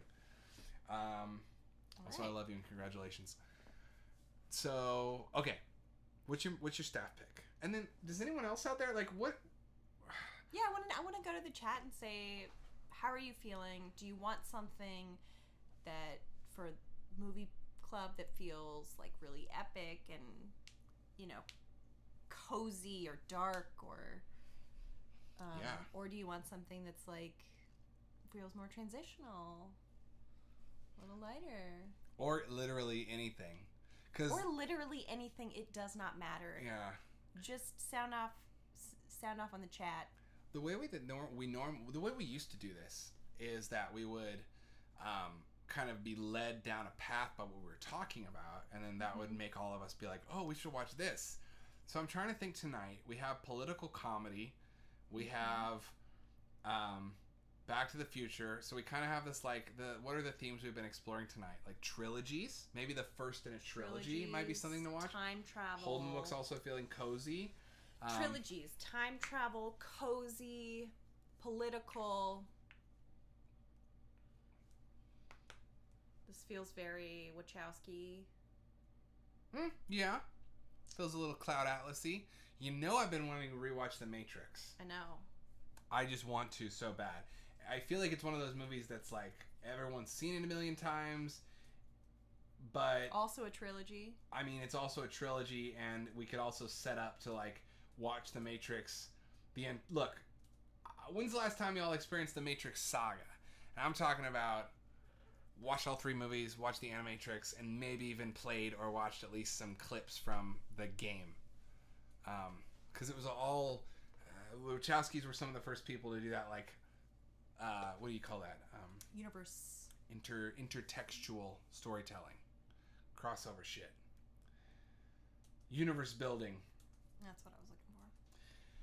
Explore and expand. Explore and expand. Wachowskis are fun. Love the Wachowskis. A cozy epic that I'll always watch is Speed Racer. That feels like a wintry holiday to me. But I think it's less... Okay, let me backtrack. Let me say it's not snowing. The weather's unpredictable. Let me say it's just... what game, Pathos? I'm curious. Because I actually love the Speed Racer game for PS2, but it's only because I love the movie so much, and you can do some of the cool flippy dippy stuff. Or are you talking about Enter the Matrix? I loved it when I played it in high school because I was a Matrix super fan and I was soaking up all the nerdy plot stuff and playing with like my friend and my girlfriend over and being like, oh, this character did this in the movie and now, oh, like I tried playing it actually earlier this year and I was like, ooh, I understand why this didn't get good reviews, but I was a fan. I had a fan's love in my eyes. You had also referenced Alice's restaurant. I don't really want to watch that right now though, because I'm not. It's not on a cozy trip. Here's the cozy thing. I'm saying no matter what the weather, Thanksgiving is a day where you eat too much, everyone falls asleep, and you in the afternoon and you watch football. So it's all about like no matter the weather, if it's snowy or not, it's about eating and laying on the couch and just relaxing. And I think that's why, even if it's not cold out, it lends itself to like a 3-hour movie, like an epic. Just being like, oh, I'm just gonna soak this story up. That's where I'm at, I think. Oh, the Matrix MMO. What's an MMO? Yeah, massive multiplayer online. Oh. I thought you were talking about Enter the Matrix. Enter the Matrix is a third-person action game for PC and PlayStation 2 that filled in gaps in the story. I never played the MMO. I kind of wanted to, but I don't think I ever really understood how to set myself up to do that. I'm very lazy I didn't even know with technology. what MMO stood for, so It's like, I'm out it's on like this Warcraft. World of Warcraft. Yeah. Oof. Let's see. I mean... Okay, so I'm not trying to... Sorry, you go ahead. I'm just trying to land on focus on picking out a movie. I am too. I was just going to apologize and say I'm not trying to, like, push us towards this epic, longer thing. If you want to watch... I think Adam just really wants to watch The Matrix, and we've been talking about rewatching it. The Matrix isn't even that long. No, I know. I do, but I'm thinking more like, do we want to watch The Godfather, or Apocalypse Now, or like Solaris, or something long as shit and epic, or like I don't know, Thanksgiving just feels like dad movie time, like Indiana Jones and stuff. It does feel like dad movie time. I will say the tradition typically in my family on Thanksgiving was to watch an action movie. That's fun. You know what we did talk about last week? Yeah. That Pathos watched, and that I think Holden Wook and Great Job Nerds and us were like, ooh, we want to rewatch, was Face Off. Ooh. And Face Off's actually kind of long. It's like 2.5-hour movie. That's fun. What do y'all think of Face Off? I love your action movie tradition. That's good. Yeah, it was always watch the parade, watch the game, watch an action movie. Can I tell you other movies that Thanksgiving feels like? Nothing too heavy, like a very 90s, I don't know, Lethal Weapon or 90s action. We get really good. We've done so much 90s on the show, but who cares? 90s rule. The Thanksgiving also feels like movies like The Great Escape, Lawrence of Arabia, Casablanca, maybe, Gone with the Wind. It feels like long American folktale time. Gladiator. I know you don't like Gladiator, but it feels like a very Gladiator time to me. Die also. Hard. We did watch Die Hard on Thanksgiving a few times. Yeah. Even though it's a Christmas movie, and so it begins. And so it begins. So begins the Die Hard discourse of 2020. Is it a Christmas movie or not? We don't know. It's just cool. Every year. Every year. Well, what do y'all think? Here, let me open up this too, because I know I had some. Have a sorcerer. Yes, I'm looking into a movie closet that's hiding over here. There's movies hidden all over this. Well, Barry Lyndon? Okay, can I give a pitch here for Barry Lyndon as well? It's not an action movie. It's a 3.5-hour epic Stanley Kubrick period piece done entirely with natural light on old cameras. I haven't seen it since high school, and I really, really want to rewatch it. I just got the Blu-ray from Criterion. Hard Boiled. John Woo before he left Hong Kong. If you haven't seen Hard Boiled, have you seen Hard Boiled? No, we've talked about it, watching it. Oh my god, Hard Boiled is like the best. Well, okay, we're wrapping up the stream soon here, but if you're just joining us, no matter where you are, you're in a video store, a online movie hangout for people who miss talking about movies while hanging out around them. You can follow along with the store.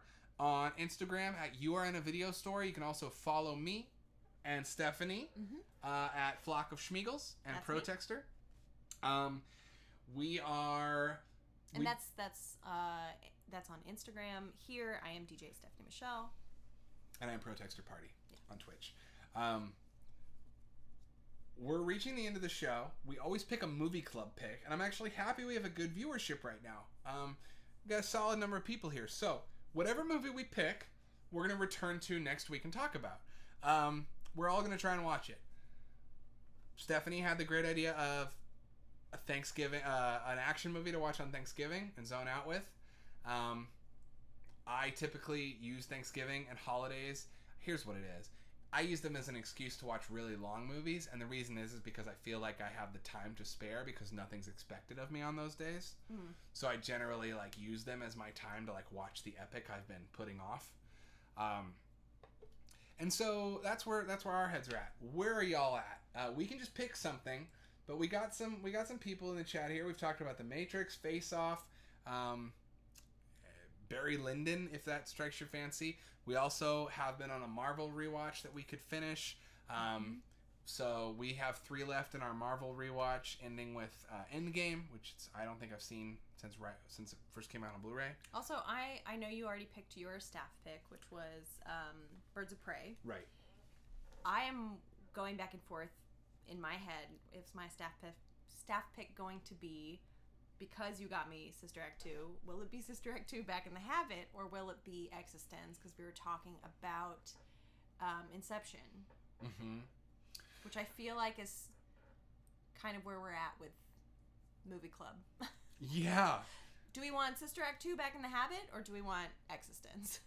Well, I think you should pick Existence this week and save it for Whoopi Week. All right. Because we're going to do a Whoopi Week on this show. Well, then my staff pick is Existence. And mine is Birds of Prey. There you go. So yeah, there you go. All right, so Movie Club. Movie Club. Hi, guys. So we have a few options on the table. Drop it in the chat if you have a favorite of those, or if you have an idea. Otherwise, we got to pick some. I feel like a teacher with the class being like, no one, I'm going to start calling on people. I know. But it's not your responsibility. We should pick something. It's our responsibility. I mean, what do you I'm thinking, watch? I'm thinking, what if we try to combine the two and watch something like The Game or Conspiracy Theory? I just feel like neither of those movies really satisfy. Well, they're kind of action movies. They're kind of got that 90s. I feel like that's Death by Committee, because neither of those movies feel like they satisfy. I want something that's either epic or like you were saying, actiony and comforting. Both of those feel like a weird. Looks like we've got so an. I'm always down for to watch Face Off again from Pathos, and Holden Wook saying I'm up for anything. So, shall we say Face Off? Maybe. I'm just not feeling it. All right. I'm just feeling like. What are you feeling? You seem like you're being drowned by choice and indecision at the moment. I am. I love Face Off. It could totally be Face Off, because I love your idea of doing an action movie. I think I just got really drawn to this idea of watching an epic. We could also hear me out. Don't go wild. Titanic. Where did that come from? I don't know. I just was thinking, we've been talking about rewatching it, but it's really long. It's epic. It's romantic. Yeah, but But you want to do a 90s action movie thing? Is Titanic okay for you? I just don't want to feel like I'm pushing epics on you. No. I'm saying I'm just throwing that out as an option. Does Titanic feel good to you? Yeah, I think Titanic feels good to me. Okay, the reason I'm being all coy about it is because I got really excited as soon as you said it, but I didn't want to feel like I talked you into getting my way here. I want to make sure we both like it, but Titanic sounds awesome. Can we please do Titanic? Oh, really? Yes, that's what I'm trying to... I wasn't trying to give that away. I wanted to make sure you earnestly felt good about it, and you weren't just trying to...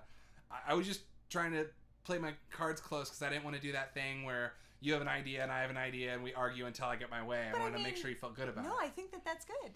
And it's also got action shit in it. I know, that's what I was thinking. And it's also from the 90s, action movie. And T2, baby! Same director. James Cameron. Explorer of the seas. I want to know, what do y'all think in the chat? How do we feel about Titanic? I'm so hyped on the idea that we might watch Titanic and talk about it. I love that movie. Saw it at the Englert Theater in Iowa City. You know where I saw Holden, look, this is a fun story for you. Do you know where I saw Titanic?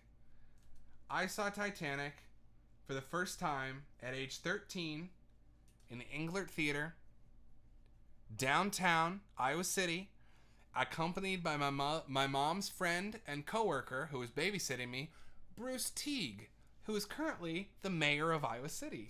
Wow. You know the mayor? The mayor of Iowa City took me to go see Titanic in theater. God, I really do have a Norman Rockwell-ass little life, don't I? You really do. How do y'all feel about Titanic, though? We won't talk about my Norman not well. Oh no, Holden Wook was... That's good. Holden Wook was sick. I didn't know that. Boom-tastic. I feel like Titanic, because of like the JTT Leo sort of like teeny bop craze, like people were just, at least at the time, were just putting it into this category of like young blonde hair parted down the middle heartthrob. Well, it was just sexism. Yeah. Against women. It was because a bunch of teenage girls were really into something. How dare they? Yeah. And people were, and they would see it multiple times. Yeah, and just sexism. I sat in the back row. I mean, the girls in my class all came in with their, the girls in my class, I remember that when it came out on tape, all came into school with their 2 tape copies of Titanic they got at midnight from Walmart the night before. And, I mean, I saw it, I loved it, it was a cultural thing. Yeah. But, I mean, yeah, the girls loved Leo, and we were all trained to hate what young girls like for some reason. It's true. I don't know why. I feel like we didn't really address that as a society until Twilight. Talk about it. Boo-hoo, man. Okay, I'm tired. I'm tired too. If you can tell, I'm sorry. I'm not trying to talk over you or steamroll any more than I normally do. No, you're fine. But I just can't even tell when my mouth's moving and when it's not anymore because I'm just in host mode where I'm like, are we getting through the show? To be honest, y'all, I'm tired. We had a long, fun birthday weekend. This was a really fun stream. So let's recap. Like, we unboxed the PlayStation 1. Here, it's right over here. Don't fall over me. We unboxed the PlayStation 1 in the box tonight. That was super fun. That was super fun. We went through some new arrivals. We did a deconstruction of the Back to the Future movies as seen through the lens of an improv herald. That's right. We marathoned this, and Stephanie broke it down as an improv professor. We also watched The Great Dictator and talked about the genius of Chaplin and my overuse of the word masterpiece. Let the record show. Let the record show. We have some good recommendations. Okay, so let's do spiel on our movies. If you like, I'm putting you on the spot here. If you like girl gangs, pop colors, if you're someone who watched Batman Forever and Batman and Robin and thought, I wish someone would take this color palette and this level of zaniness and direct it super duper well and make it a feminist allegory, well, have I got a movie for you. It's called Birds of Prey, or The Fantabulous Emancipation of One Harley Quinn, and I think you should watch it. That is my staff pick of the week. If you like movies like Inception, but you think that they're too straightforward and would prefer something that feels more like a Pirates of the Caribbean, what in the hell is happening?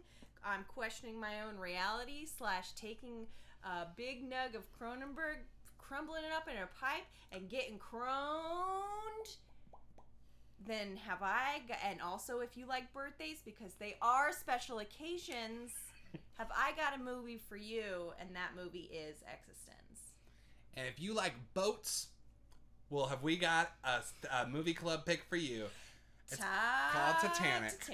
And it's from 1997, and it's an independent film made by a small indie auteur named James Cameron. And, you know, it's just like kind of a like intimate little love story on a boat. Yeah, and also, you know, was like the real springboard for a small indie artist who had a song called My Heart Will Go On. And that was by Celine Dion. Celine Dion. Okay. Wow. Hey, thanks for everyone for watching. What is the things we say? Oh, also check us out, youtube.com/babylion. Like a cute baby lion. That's our YouTube channel with everything we produce. You can see our other shorts. You can see our ASMR Criterion videos that Stephanie narrates. And RPG, rappers playing games. And you can also see archived episodes of this show starting tomorrow when I finally upload them all to our YouTube. Follow us on Instagram, Black Lives Still Matter. Watch more movies. Be kind, rewind. Get home safe. Have a great night. We're to watch Titanic!